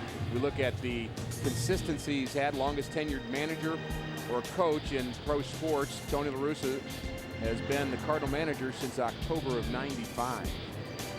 Quite amazing, isn't it? 33 years in managing baseball, 16th season here in St. Louis, 3rd on the all-time win list. And future Hall of Famer. Oh, no doubt. Ryan Theriot leads it off. I really appreciated the piece with Jay Randolph before the game. It's great to have Jay as a part of the team. He'll be doing features throughout the year and doing his Talking with Tony segment. Jay was doing the broadcast when I played. Of course, back then you do about 20 games a year. Right, right. Albert lurking, as he always does. When you think about Albert, he just loves to hit, doesn't he? You don't have to worry about him being ready for an at-bat, whether or not he's got his batting gloves ready or his helmet. He's in the dugout. He's not even hitting next, but he's ready to go. Always observing. You don't see him in that dugout watching intently the pitcher. He's back in looking at the video of his last at bat or something that maybe a pitch or something he wasn't sure of. We'll check with Chad Blair and his staff. Albert intently watching the starting pitcher, Dustin Mosley. Not casually watching him. He's looking for something that he might be doing to tip his pitches. Great shot of Albert. Another outfield out off the bat of Ryan Theriot. You saw right at the last second. Now watch him really lean in here and try to pick up something. Something he's trying to see from that angle. Not quite the same what he'll see from the on deck circle or when he's in the batter's box, but maybe trying to see does he turn the baseball a little bit, when he's starting to go into the glove with the ball. Does he telegraph that he's twisting it, that he's trying to throw a breaking ball, or just some little thing? Does the glove move on a on a breaking ball, stay straight on a fastball? In all the video today, you don't get away with too many tricks. I'm sure there's a lot of teachers watching the game today that wish some of their students were as intense and as focused a student as Albert Pujols. No doubt. I mean, I always felt that when you're sitting on that bench, especially a guy that you really don't know much. Mosley had had a couple relief appearances against the Cardinals when he was with the Angels, but find a like hitter in the lineup. Watch how he attacks that batter, and you might get a little idea how he's going to go after you. And not only does Albert do that for himself, Al, but he's really good at communicating that with teammates as well. He'll share the wealth. Obviously, he's looking for things. Some guys want to know more information than others do. And you have to learn your teammates in that way. Ground ball to the left side. Tough play. Backhanded by Headley, and he's safe at first base. Good hustle by John Jay. That's his second infield hit of the season. Perfectly placed. Nearly got past the third baseman. That would have been extra bases, so Headley does a nice job to at least keep this ball in the infield. Ball got in on him. He snares it, picks it up, tries to throw it like a turf hop. Got a nice true hop over there for Cantu, but hustling out of the way, he smells the base hit, and he picks up the second infield hit, as you said. Close play, but he is indeed safe. Out on our Fox Mo. Love that camera angle. And we've got Albert Pujols at the plate. He lined out to left. First pitch is taken on the inside corner for a strike. Little bender from Mosley. Interesting there, because that seemed like it was almost like a hanging pitch, but Albert showed no desire as he's looking up there. You could almost say he's looking for a certain pitch, knew that wasn't it, and was not offering a bit. That's the beauty too of a guy like Albert, a high average hitter, supreme confidence, not afraid to hit deep into the count. Almost to get me over a breaking ball. Sure. Mosley. The 0-1 to Albert.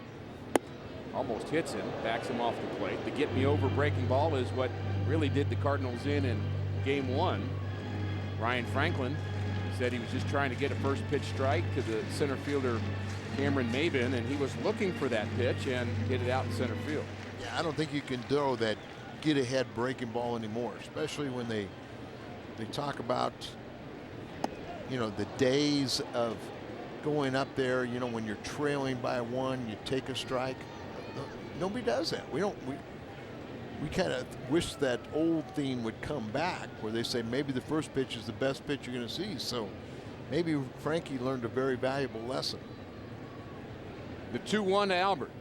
Swing and a miss on an off-speed pitch. Long swing from Albert, a little bit off balance. You see a little tight little breaking ball right after the one inside, and Albert really reaching for it, not striding out across the plate or trying to do some damage with it. He's feeling for it. The 2-2 hit on the ground, the left side, foul. A little more of a hump on that one and a little better swing. Padres a couple times have come way inside on Albert. Albert has had 10 years in this game that are unforgettable. The best 10 to start a season in the history of the game. Very consistent. The 2-2 to Albert, hit on the ground is short.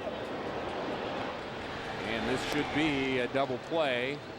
And that takes care of the Cardinals here in the 4th inning. Albert hit into 3 of them on opening day. Now 4 early on. No score from St. Louis. Join the Cardinals, Witz, and A. Mrazek by taking part in our 2nd annual e-cycling drive. That's Monday, April 25th and Tuesday the 26th. Bring your unwanted electronics to the ballpark Village lot for collection. No fees will apply. For more information, visit cardinals.com/greenweek.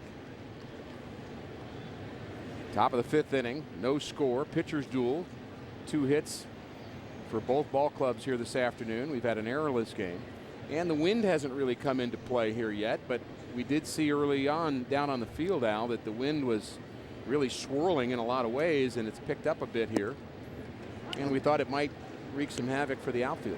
I think I heard the reports of wind at about 14 miles an hour with gusts reaching as high as 40. So keep the ball on the ground. And you don't have to worry about it. Chris Denorfia, the right fielder, leads it off. He struck out looking in the 2nd inning against Garcia. 6 strikeouts, no walks for Garcia.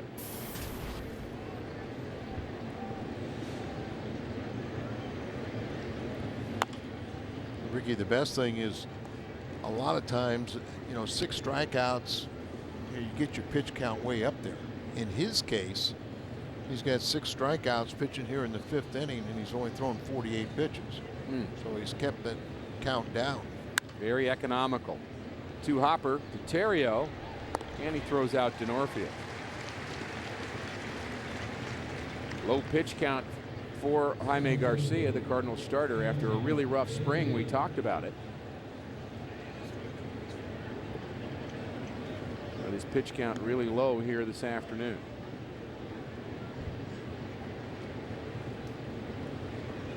Just 49, 33 of them strikes. That's a great percentage. We'll let you all do the math at home.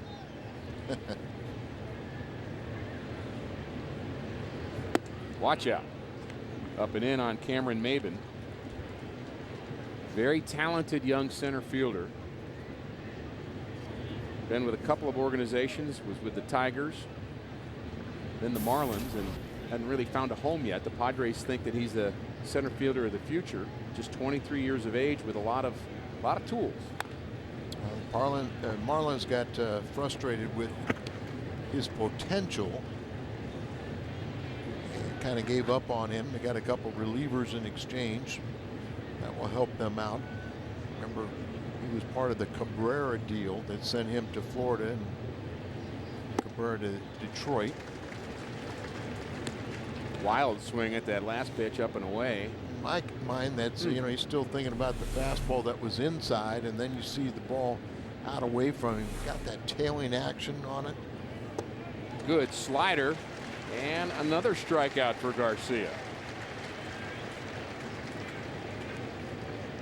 The Blues and Fox Sports Midwest are teaming up for the Coleman St. Louis Race for the Cure on Saturday, June 11th. All team members are invited to enjoy special pre-race activities, which include a meet and greet with Louis, face painting, music, and a lot more. For more information and to join the St. Louis Blues and Fox Sports Midwest team, go to stlouisblues.com.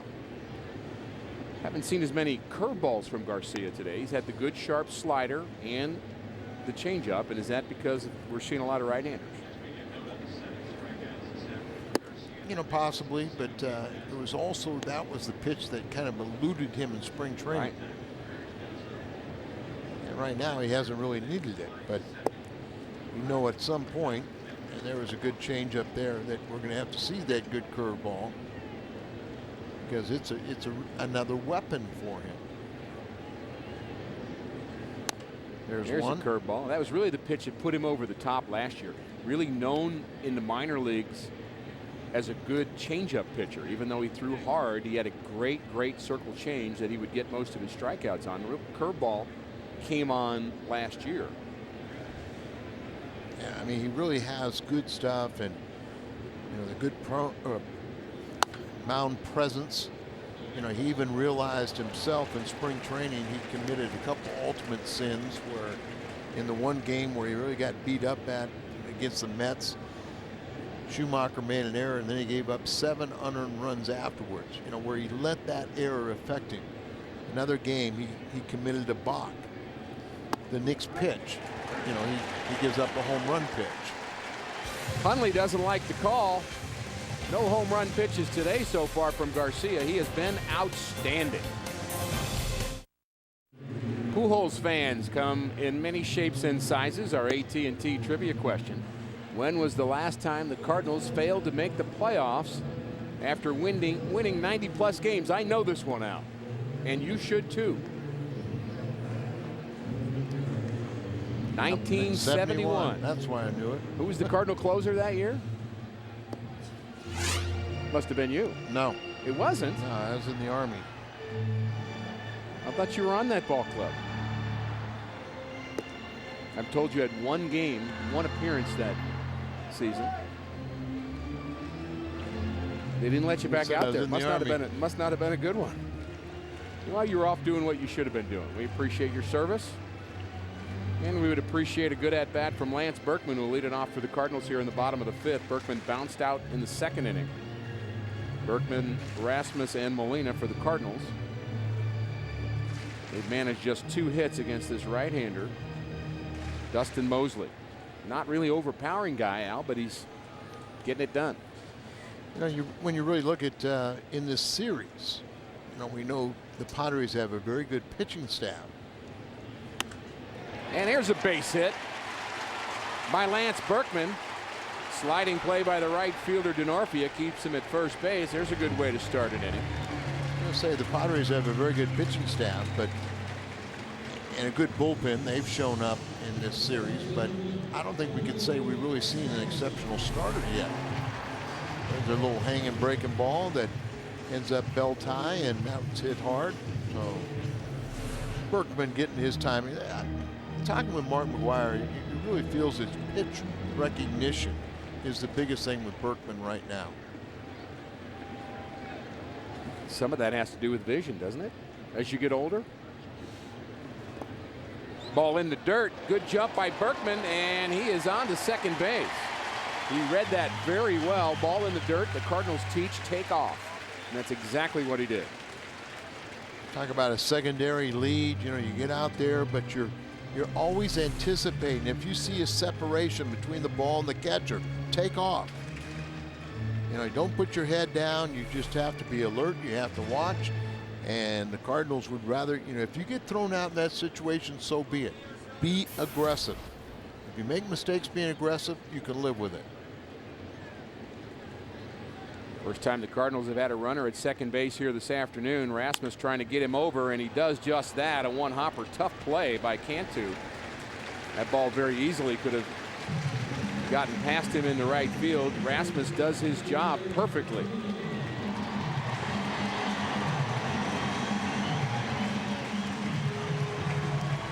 It's a situation where the pitcher's trying to throw the ball away because he wants the ball hit to the left side in front of him. But as that ball had a little tailing action in, allowed this time that for Rasmus to just hook that ball, pull it to the right side, and at the very least you get the runner over to third base with one out.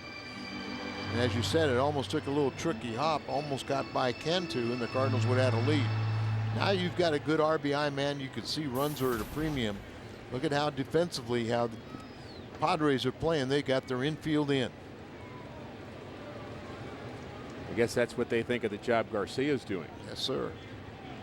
Molina with a chance to put the Cardinals ahead, and he does just that. Base hit up the middle for the Cardinal catcher, and that scores Berkman, and the Cardinals lead 1-0.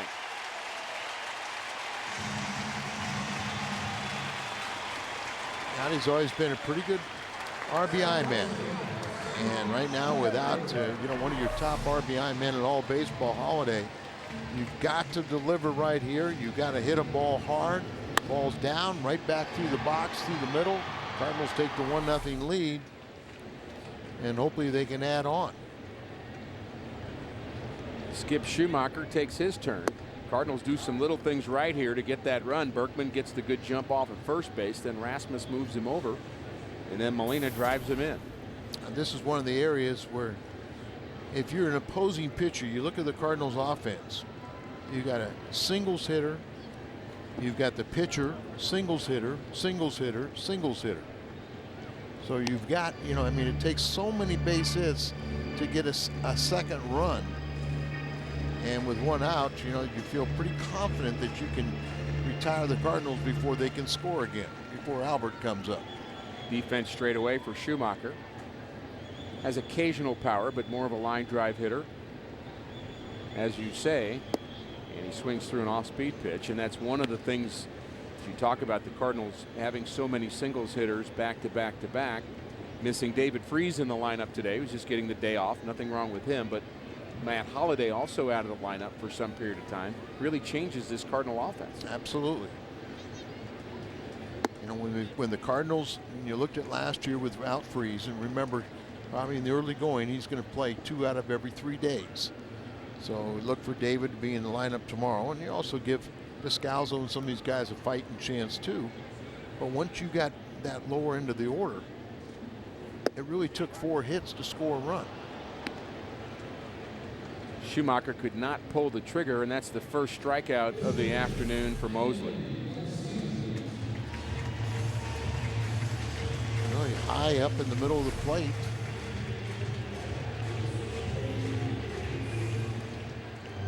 We've had 2 well-pitched ball games here this afternoon, and they're really being done in different ways. Just the first strikeout for Mosley. Garcia, who hits with 2 out, has 8 strikeouts. And a line drive right at Hudson. And the Cardinals are retired here in the 5th inning, but not before scoring the game's first run. RBI hit for Yadier Molina.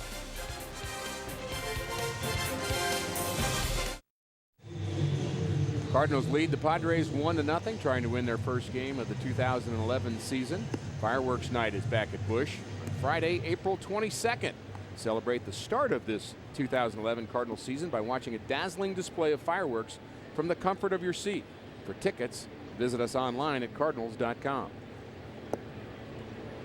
Perfect April afternoon for baseball. The sun is out, temperatures upper 70s. Not very many clouds in the sky, just a beautiful ballpark here, great setting. And so far things working out well here this afternoon. We'll take a look at the pitching comparison the first 3 starts. Chris Carpenter was very good. Westbrook had a rough outing here yesterday, and Garcia's been nails today. And I don't think we really worry about Jake. I think that throw that one out and look for a lot better pitching line the rest of the way. But This is an exceptional start.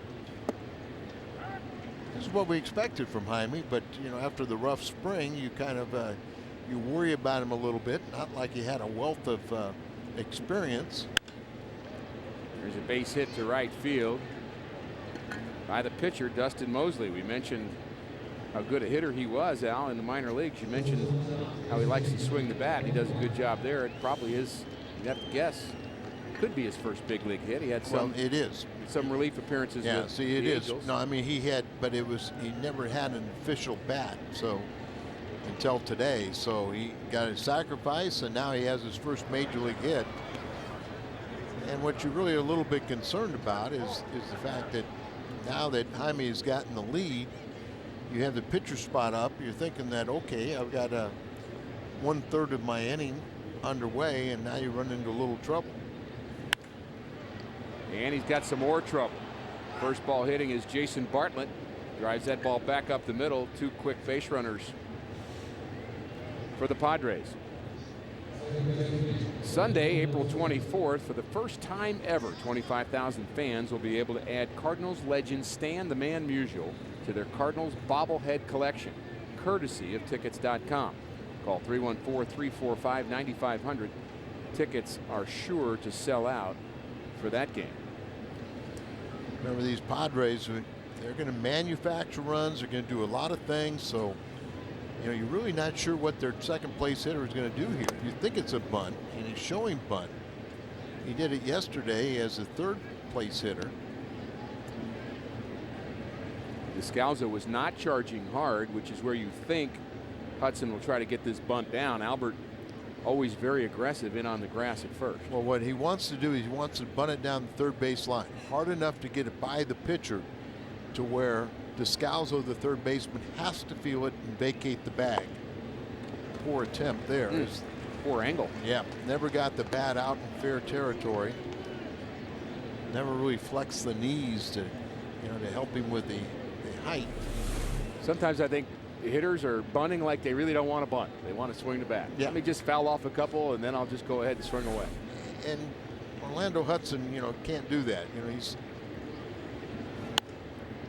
And he may pay for that with a double play. Wide throw at second base. They're going to call him out at second as Terrio had a hard time getting the ball out of his glove. A wide throw by Schumacher negates a possible double play. Good play by Terrio just to come up with this ball. Was thrown too far on the outfield side of second base. Well, that's right. You know, and when you do that, and these are little things that, you know, you get an out, but you don't get the double play that you should have gotten. That ball was hit so hard, it's a double play if he gets a good feed from Schumacher. So a fielder's choice for Hudson brings in Jorge Cantu, and Garcia needs another ground ball. Swing and a miss. Actually tipped that ball, gets away from Molina. Only 3 outs in the air this afternoon for Garcia, who is outstanding at the ground ball fly ball ratio, one of the best in the National League in 2010, actually third in the league. 71% of the outs were on the ground compared to the air. That's something that the Cardinals, you know, they went after more offense, sacrificing defense. And when you've got a team like the Cardinals that Dave Duncan wants his team to be ground ball pitchers, we'll see how that double play combination plays out. And the 2-to-1 ground balls to fly balls, but you know, they went for more offense and sacrificing defense. The 1-1 to Cantu is in the dirt. Good block by Molina. You don't sacrifice any defense behind the plate in Yadier Molina. Now when you've got a Gold Glove at behind the plate, you got a Gold Glove at first base, and after that you got an average defense at best. Perhaps the next best defensive player might be David Freese. David Freese and you know, and Holiday improved dramatically in left field, but Kobe could be a lot better and should be a lot better in center. And I think he will be. I think he will be, but we saw some improvement. He's got to be, you know, it's once again, he's got to, you know, really push things. Understand there's another gear that he has the ability to get to. Big pitch here. 2-1 to Cantu. Misses high. Is now 3-1. And do you send Orlando Hudson here? Trying to stay out of the double play, perhaps. Now you got a strikeout pitcher on the mound. You would think it'd be an off-speed pitch. Hudson has good speed. Send him. Not going. And that pitch just misses. A slider. Garcia wanted it. Didn't get the call from the home plate umpire, Mark Carlson. And you know, Yachty is talking to Mark Carlson, trying to plead the case on that pitch. And Garcia almost lost his composure there. The ball came back from Molini. Actually dropped the ball that was thrown back to him and was a little nonchalant about it.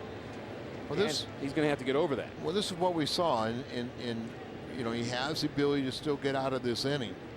But we saw when little things go wrong in spring training that he kind of self-destruct. He's very much aware of it. He knows he has to improve that way. It all starts with the pitcher getting a base hit, and now Molina's doing the right thing. Go out and talk to him, calm him down a little bit. You don't have to waste a Dave Duncan move out there. Just you ought to get out there and just kind of, you know, slow down, you know, take a deep thought, relax a little bit, but just go right back and don't worry about what has transpired. Go get us right now out of this jam. And we were talking, Al, about defense, and defense is a lot more than just fielding percentage, as you stated on this double play that should have been made. This entire inning is different. There's no error, but there's a missed opportunity. It's a play that should have been made at this level, and like you said, it's an extra out.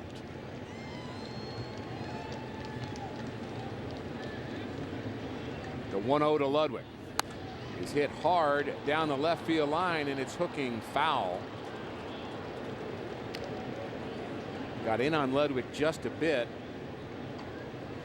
And ball hooked into the stands down the left field line. And a lot of Cardinal fans were holding their breath on that one. 0 for 2 today. He reached base 4 times yesterday.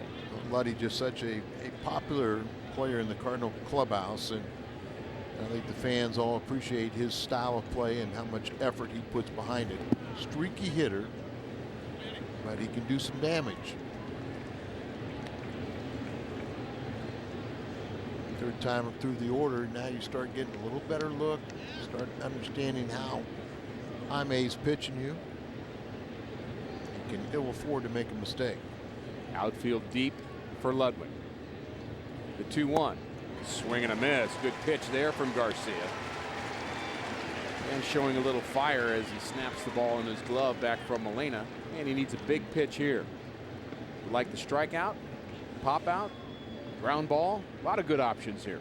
But he strikes out an awful lot. Right.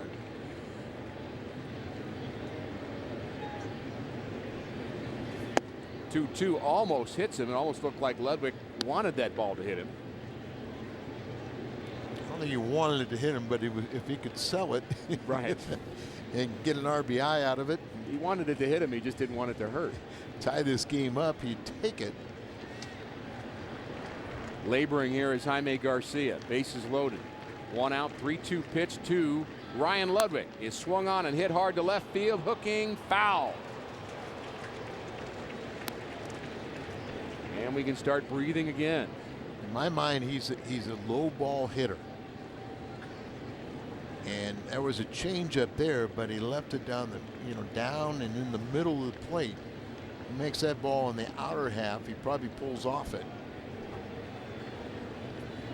That's kind of a, it's a throwaway as you see what he's done after pitch 76. Because remember, last year they were really protecting him.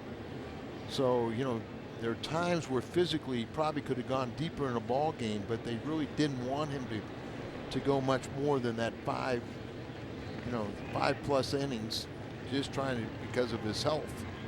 3-2 to Ludwig. Hit on the ground to third base. Actually, line drive handled by Denorfia, and it's a double play, and this inning is over. The line drive handled by Denorfia on the backhand. And he steps on third base.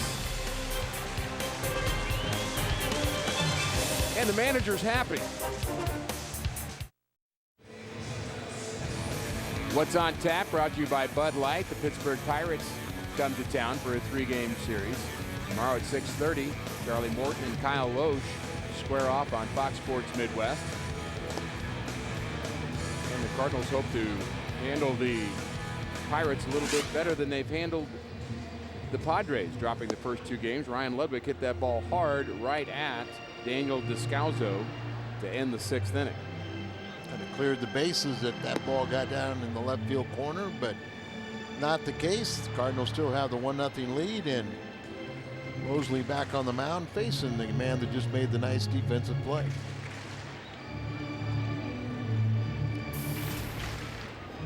Descalso getting the start at third base today, an off day for David Freese. Most managers will try to get everybody into action as soon as possible in the first 3 games of a season, just to get their feet wet. I guess that was the good part of getting our bullpen in action first 2 days. Always a bright side, Al.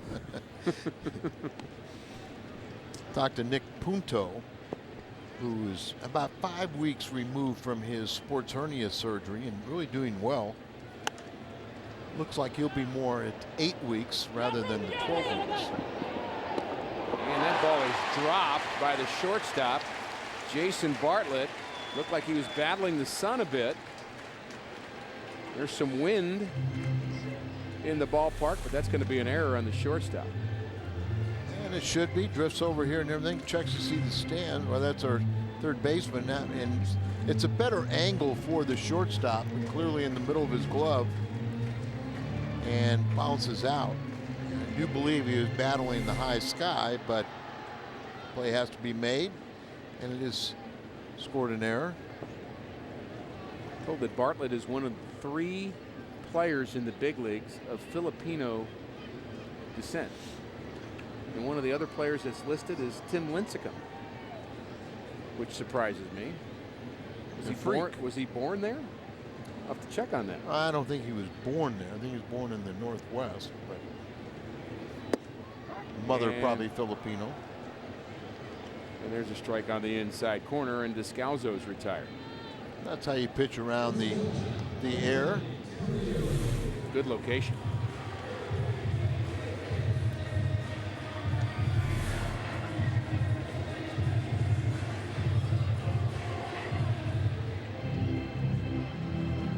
Ryan Theriot looking for his first hit here this afternoon. He's flown out to left and right, batting in front of John Jay. Cardinals picked up their run in the 5th inning, thanks to Yadier Molina. 3-hopper to Bartlett, takes care of Theriot.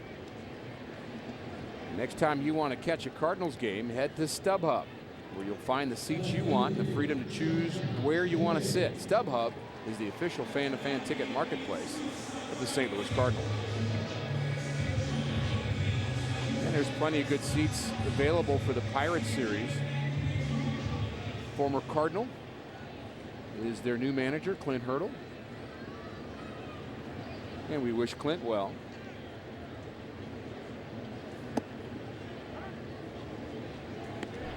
Lupke, former #1 draft pick, is warming up there. He's their lone lefty. Have another one that's on the disabled list. Be Joe Thatcher. And Lupke could go into the rotation at some point. When you're the lone lefty, you get a lot of work throwing in the bullpen, don't you? Seems like you're up every day. John Jay had an infield hit in the 4th inning. He's 1 for 2. He hit right at 300 last year in his rookie season.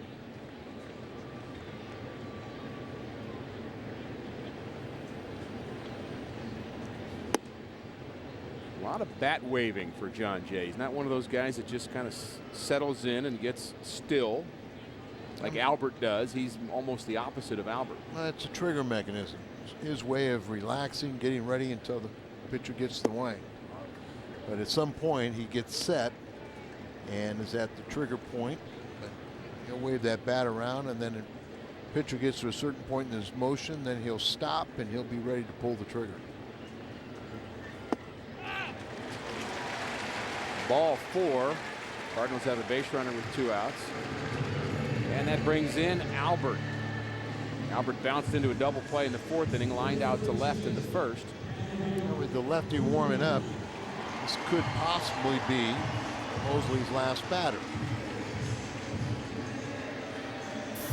You turn Berkman around to his weaker side, the right side, and then you got Rasmus. But Black is opening that Albert is last batter because he'll finish the inning. First pitch to Albert. Bounce to the 3rd baseman. And Headley takes care of the Cardinal slugger. We're through 6. 1-0 Cardinals. Cardinal fans appreciating the job that Jaime Garcia is doing here this afternoon. Cardinals lead 1-0. Garcia pitched out of a jam in the 6th inning. After the Cardinals failed to get a tailor-made double play, extended the inning a bit, and Garcia pitched out of it, got a line drive off the bat of Ryan Ludwig to end the inning. Now he faces Chase Headley, who he struck out twice here this afternoon. 8 strikeouts so far for Garcia. And he labored a bit in that 6th inning, but still seems to be throwing free and easy. No action in the Cardinal bullpen of yet. Got to hit your way on.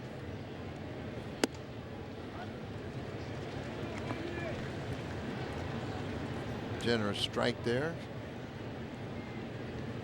It's been a generous strike zone. Not that generous.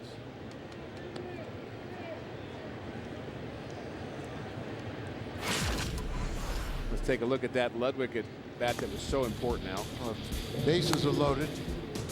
Ball 1 up there. Then he got a pitch is fouled off. Then he's kind of working down in the zone. Low ball hitter. Pitch inside. And right there, down and in. He released that one. Almost repeated it. He kept on repeating it right there. And he kept on getting pretty good swings. Finally hit a line drive to Descalzo. Speared it right over the bag. And then touched the bag to complete the double play and get out of the inning. Second walk of the game for Garcia is Chase Headley, the runner at first. Chris Denorfia, the batter. Struck out and bounced out. Cardinals would like to turn their second double play. Miguel Batista begins loosening for the Cardinals.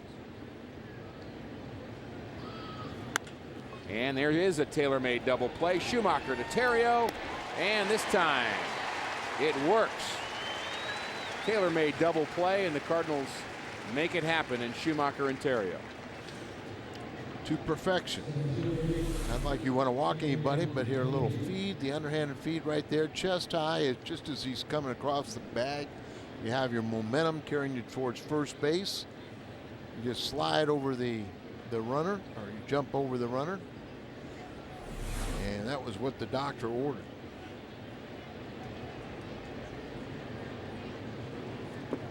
As much as you hate walks, you love double plays. Well, if you walk one, you know, erase it with a double play. And another ground ball off the bat of Jaime Garcia. He's kept the ball in the infield for the most part. Only one outfield out. That was Jorge Cantu in the 4th inning when he was just trying to move the runner over.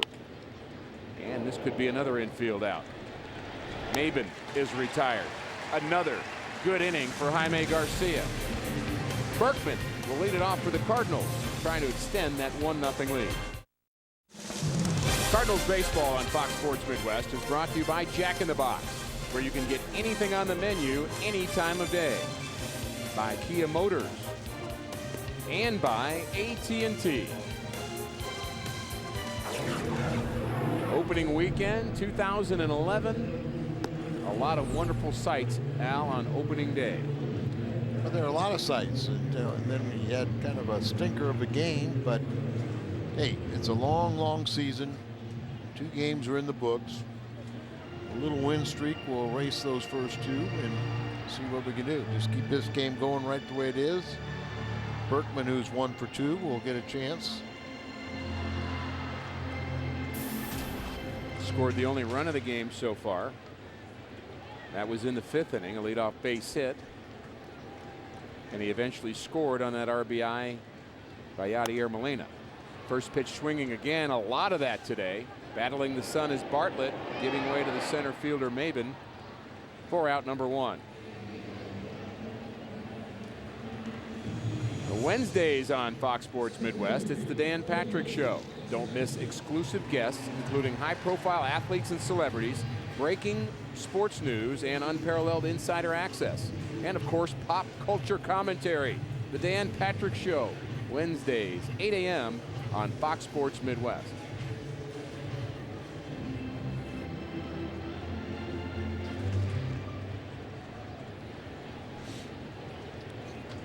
Colby Rasmus is 0 for 2.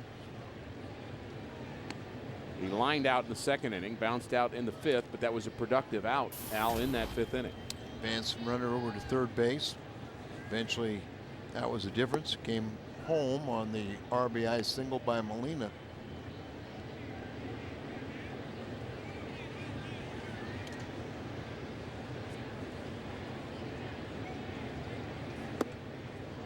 We mentioned Al how much we're thankful that Jay Randolph has joined our team. We also had Mike Matheny on the pregame show. Great to see him as part of our pregame, and he will do some post games as well, doing the coverage throughout the season. Yeah, no doubt about it. You know,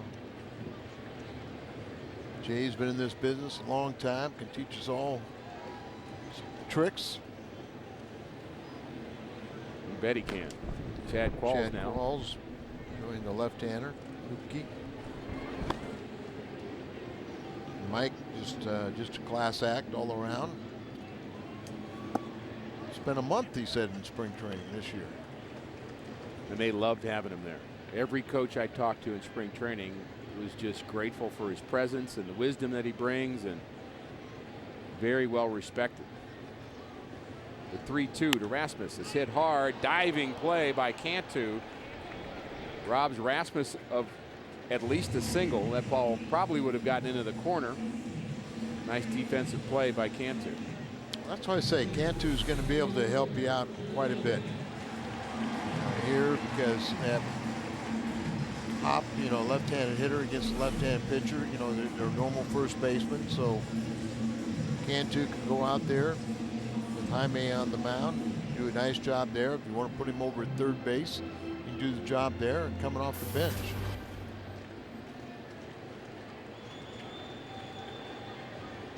Yadier Molina has the game's big hit.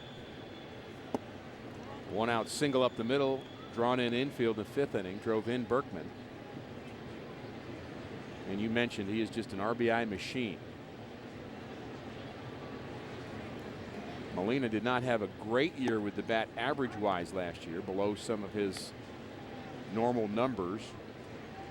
But Yadi did drive in 62 runs last year, which was a career high for him. Big gap out in left center as they play him to really kind of hit the ball the opposite field.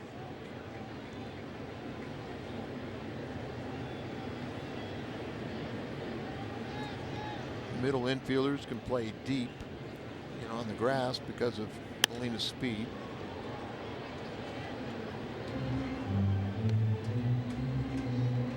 It's fun to watch him take batting practice. I saw him hit before the game today, and really just what he does in the game, he does in practice. He hits the ball to right field, and I'm sure he could probably turn on those batting practice pitchers if he wants to, but he's trying to get that stroke down.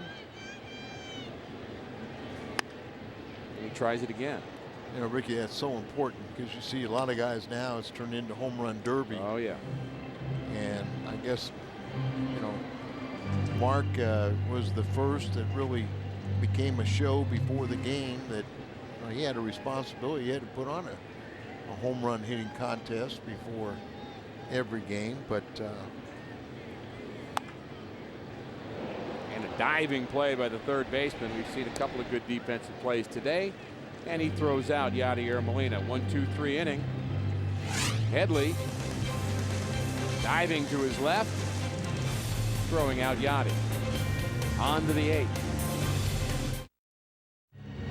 Padres and the Cardinals squared off in the 2006 NLDS, and it wasn't that long ago, but the rosters certainly have changed, especially for the Padres.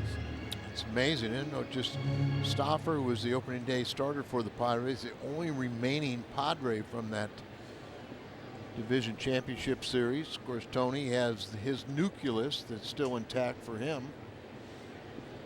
Some of those players from the 2006 Padres: Gonzalez, Jake Peavy, Mike Piazza, Trevor Hoffman, Brian Giles, Ryan Klesko, David Wells. I mean, it's quite a club. A veteran club. Veteran club, more household names than what you have today, but those no names are 2-0. Right.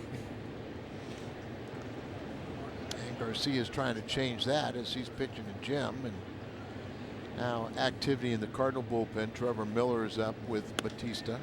Line drive to center. Rasmus on the move, and he makes the play. He was very careful about not overreacting on that play, and that's a tough play to make. Line drive right at it. If it's itchy or left or right, you can see and judge the height of the ball. But you can see straight away out there. So a line drive right coming at you, and he comes in and really looked like he probably could have came in about 2 or 3 more steps and made that a lot easier play. But stays in his glove. Wonder if that ball might have been knuckling a little bit.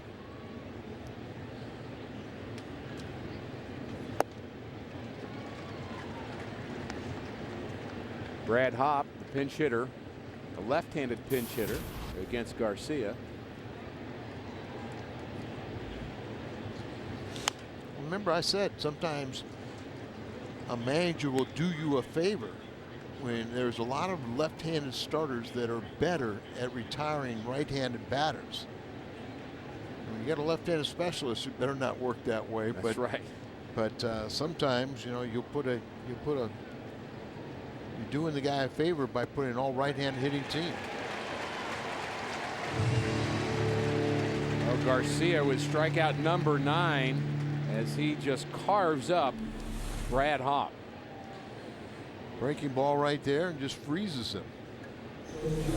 One thing about Garcia and left-handed batters, he only gave up 1 home run to a left-hander last year in his rookie season. And I think just a handful of extra base hits, maybe 4 doubles and a home run. He really didn't give up many hits, period, last year. No. Lefty or righty. Very efficient afternoon for Garcia. Most of the time they leave spring training, you're hoping you can throw 100 pitches. And it looks like we're going to be pretty much right there. And I think Dave Duncan and Tony La Russa would love to say to all the folks worried about Jaime Garcia, see, I told you. Well, they weren't worried a bit. No, they weren't. And there were many a times when you just looked at the line, you know, and I was looking at the line of what Jaime's numbers were in spring training, and then you heard the comments of what Dave would say. No, I thought he threw the ball really well. It just didn't. They weren't kosher, were they? Well, he's certainly throwing the ball well today. A ground ball to Terrio takes care of Jason Bartlett. Another 1-2-3 inning for Garcia. Just 3 outs away from the first Cardinal victory of the Cardinals baseball on Fox Sports Midwest is brought to you by Smooth Bush Beer and easy drinking Bush Light. And by Bank of America. Cardinals banking only at Bank of America. Pitchers duel at Busch Stadium. 1-0 Cardinals. Bottom of the 8th inning. Garcia with a bat in his hand. Looks like he'll go back out for the 9th inning. And now maybe he won't. Taking the helmet off, getting high fives. Well, you'd rather, you know, act like you're still in that game until they tell you officially. We've seen guys get in trouble that way, as Ryan Franklin will have a chance to atone for opening day. You like this move taking out Garcia? Yeah, I do, because it's, you know, he's right around that, you know, he's 95 plus pitches. It's the first game. You make it extremely positive. He's pitched brilliant baseball. He can only be the winner. I mean, it's one of those things that I think you err on the side of caution. And quite frankly, you know, you want to get Ryan Franklin back out there as soon as possible. 2, 3, 4 in the order for Franklin when he comes back. Out for the 9th inning, Luke Gregerson takes over Mid-America Chevy dealers called to the bullpen. Gregerson also pitched an opening day. Former Cardinal minor leaguer. Yeah, he's part of the very fine bullpen, probably the best bullpen in the National League overall last year. They have a great closer, but they have a couple setup men, including Gregerson, who had set a major league record with 40 saves or 40 holds last year. Schumacher and David Freese on deck, and then Descalzo here in the 8th inning. Cardinals have had one base runner reach second base, and he eventually scored. That's Lance Berkman. Got there on base hit and then a wild pitch. Soft liner to center field. It'll drop in front of Maben. Leadoff hit for Schumacher. That's his second of the afternoon. You pull him back now, and now Garcia is going to bunt here. Why burn David Freese or any position player when you're in a bunting situation? Just make sure you get it down. 36,414 Cardinal fans here this afternoon at Busch Stadium on a beautiful, beautiful afternoon for baseball. And it's been a good game, Al.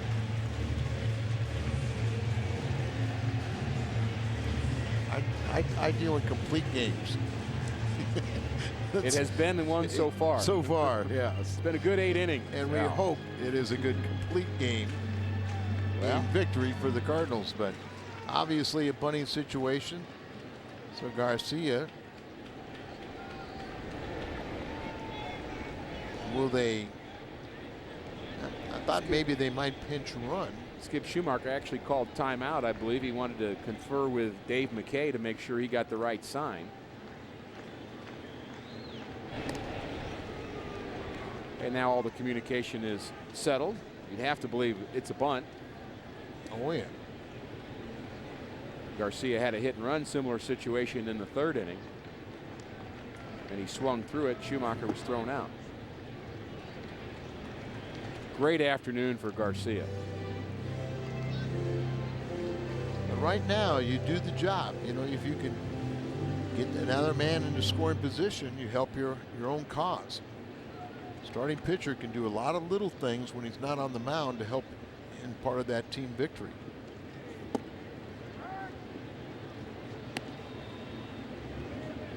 Gregerson was part of the Khalil Green deal. December of 2008. He was a Cardinal farmhand, went there, and Mark Worrell was really more of the principal in that deal. And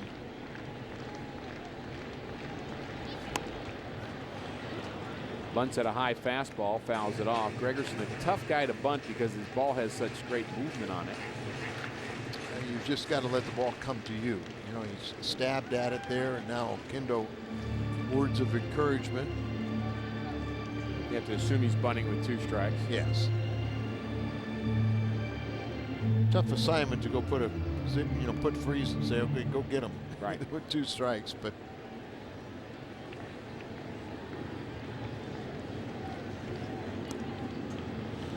And if you aren't sure, you know, now the little trick is to throw over to first base, let your defense read the intent of the hitter if the bunt's still on.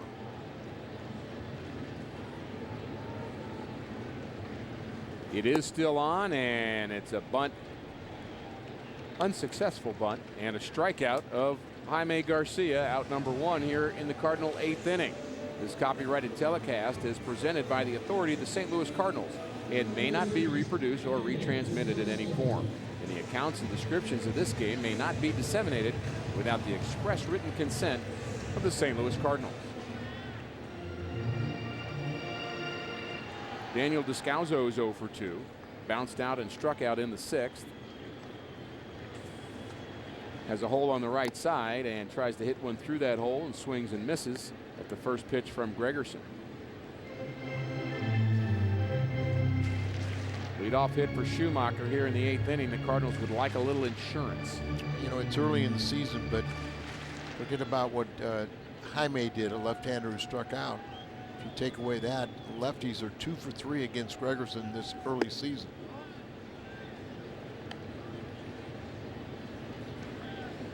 Throws from a little bit 3/4, so a left-handed batter gets a better look at the release point. Be tougher against the right-handed batters.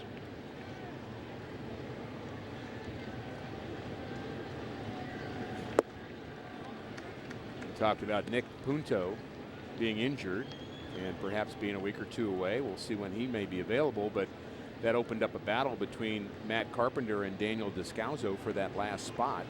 And both of them had great spring training. Yeah, I thought Carpenter, you know, the last couple weeks, the pitchers got a little sharper. There goes Schumacher, ground ball, and it's up the middle. Schumacher on to third. Descalzo with his first hit of the season, and the Cardinals have runners at the corners here in the 8th. Left-handed batter gets another base hit, 3 for 4 up with Gregerson. Start the runner right here. It really pays off, gets through the infield, and you got first and third.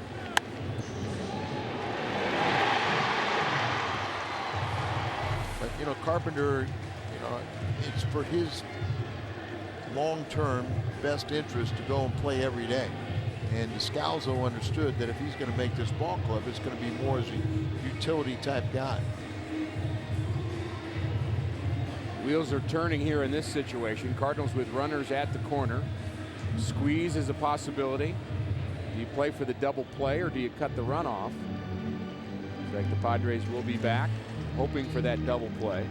Remember that you know, we talked about singles hitters here, and Terrio has led the National League in singles.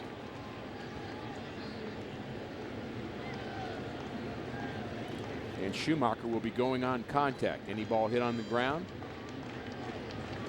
he will be off. And the pitch to Terrio is hit on the ground to the right side and into right field for a base hit. RBI for Terrio through a big hole on the right side, and the Cardinals lead 2-0.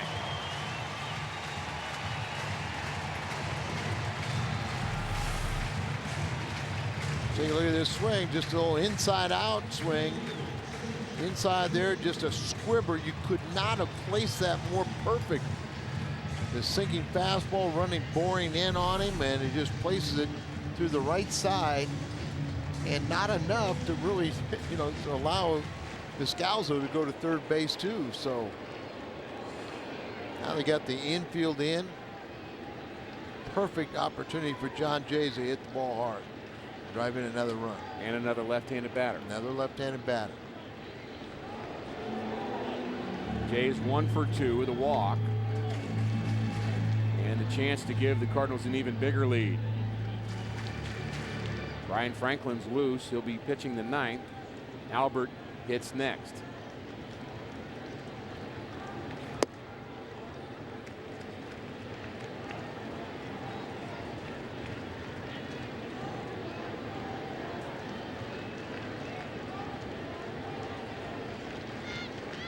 Here's the infield drawn in.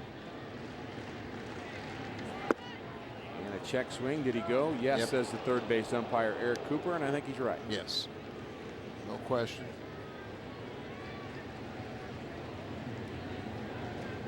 Descalzo, the runner at third. Terrio, the RBI base hit, the runner at first.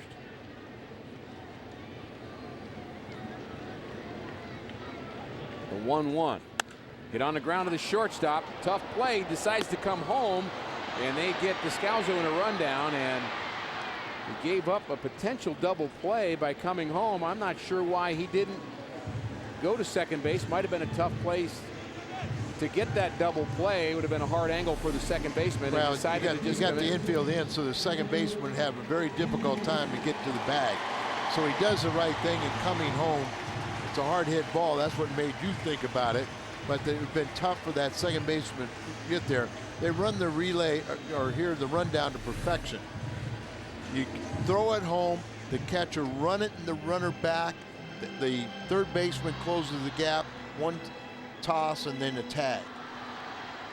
Multiple throws get you in trouble. Multiple throws, yeah. The more you throw, the more chance you, even at this level, you're going to make a mistake. Albert with one more at bat here this afternoon. He's 0 for 3. Chance to break this game open. Terrio, the runner at second. John Jay reaching on the fielder's choice, the runner at first.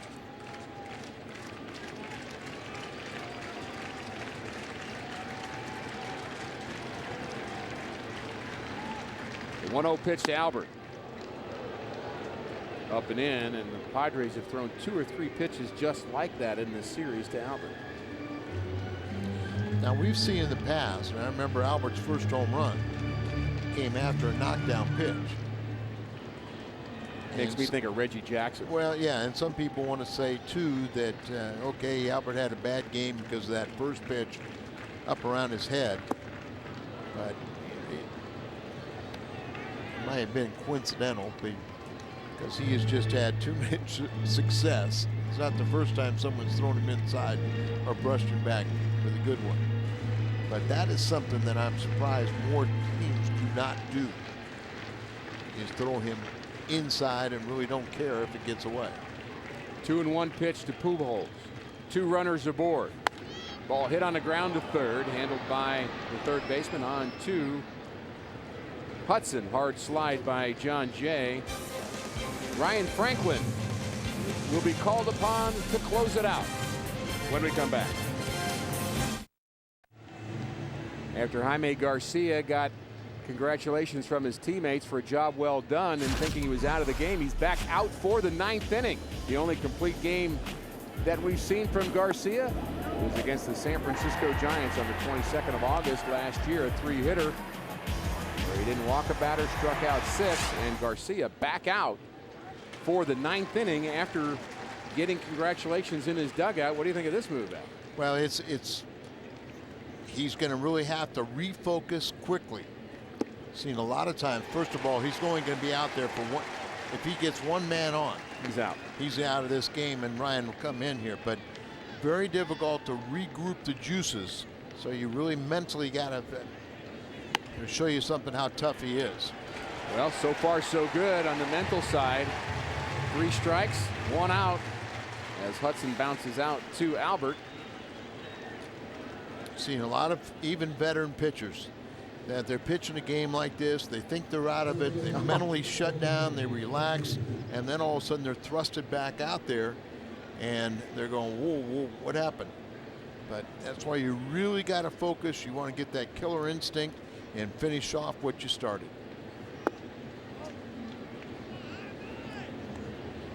And I've always thought he was very special.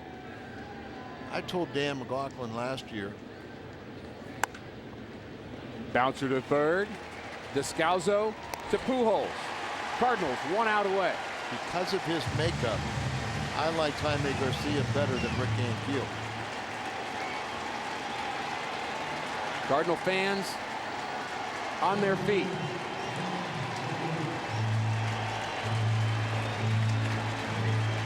Ryan Franklin still ready in the bullpen. These fans just as soon see Garcia finish it. Absolutely. But the one thing you got to remember is just don't, stay within yourself. Got the 27th out. Garcia to Albert. And it's a shutout for the Cardinal left-hander, Jaime Garcia. The Cardinals win their first game of the season, 2-0, and avoid the sweep at the hands of the Padres. What an outstanding outing here this afternoon by Jaime Garcia. Well, a young pitcher struggled in spring training. He really kept his composure. His manager and pitching coach believed in him. He said he'd be fine, but you worry because he's such a young pitcher. But he just showed you why he's so special. And not hard to pick our Budweiser player of the game. Not much offense from the Cardinals side. They did get 7 hits, 2 runs, but our player of the game is the Cardinal left-hander Garcia. Well, he's just outstanding. He utilized all of his pitches. He had 8 strikeouts through 5 innings. He got 1 more, but he just went out there and pitched. Put on a little clinic of how to change speeds, work both sides of the plate, and well done, young man. And a good way to finish out this series. The Cardinals will take on the Pirates for 3 games to close out this homestand before headed out to the West Coast. Big hug from the manager. We'll be back with more from Busch Stadium and the good news here after this.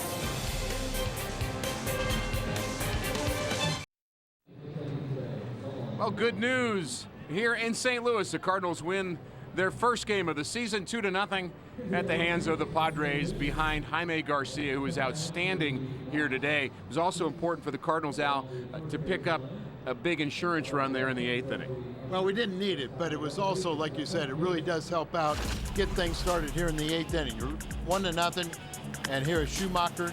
He gets a base hit. Dunks it up there. Now Descalso does his job, hits it right back to the box. It gets through, and you got first and third situation. Here's the RBI for Terrio. Gives you an insurance run, 2-0, and Jaime Garcia, well, that's all. He didn't need that extra insurance run. He was very, very special here today. Cardinals' first run also scored when Berkman, who had a base hit, smart defensive, base running play, getting to second base. Then he was moved over by Rasmus and driven in by Yadier Molina. So it was a good ball game all around. The Cardinals really needed that, and I think everyone in town can kind of relax a little bit. The Cardinals will win a few games this year. So anybody worried about the Cardinals going 0-162, you don't need to worry anymore. Jaime Garcia outstanding here this afternoon. 9 strikeouts on a beautiful day at Busch Stadium. We'll be back with more after this.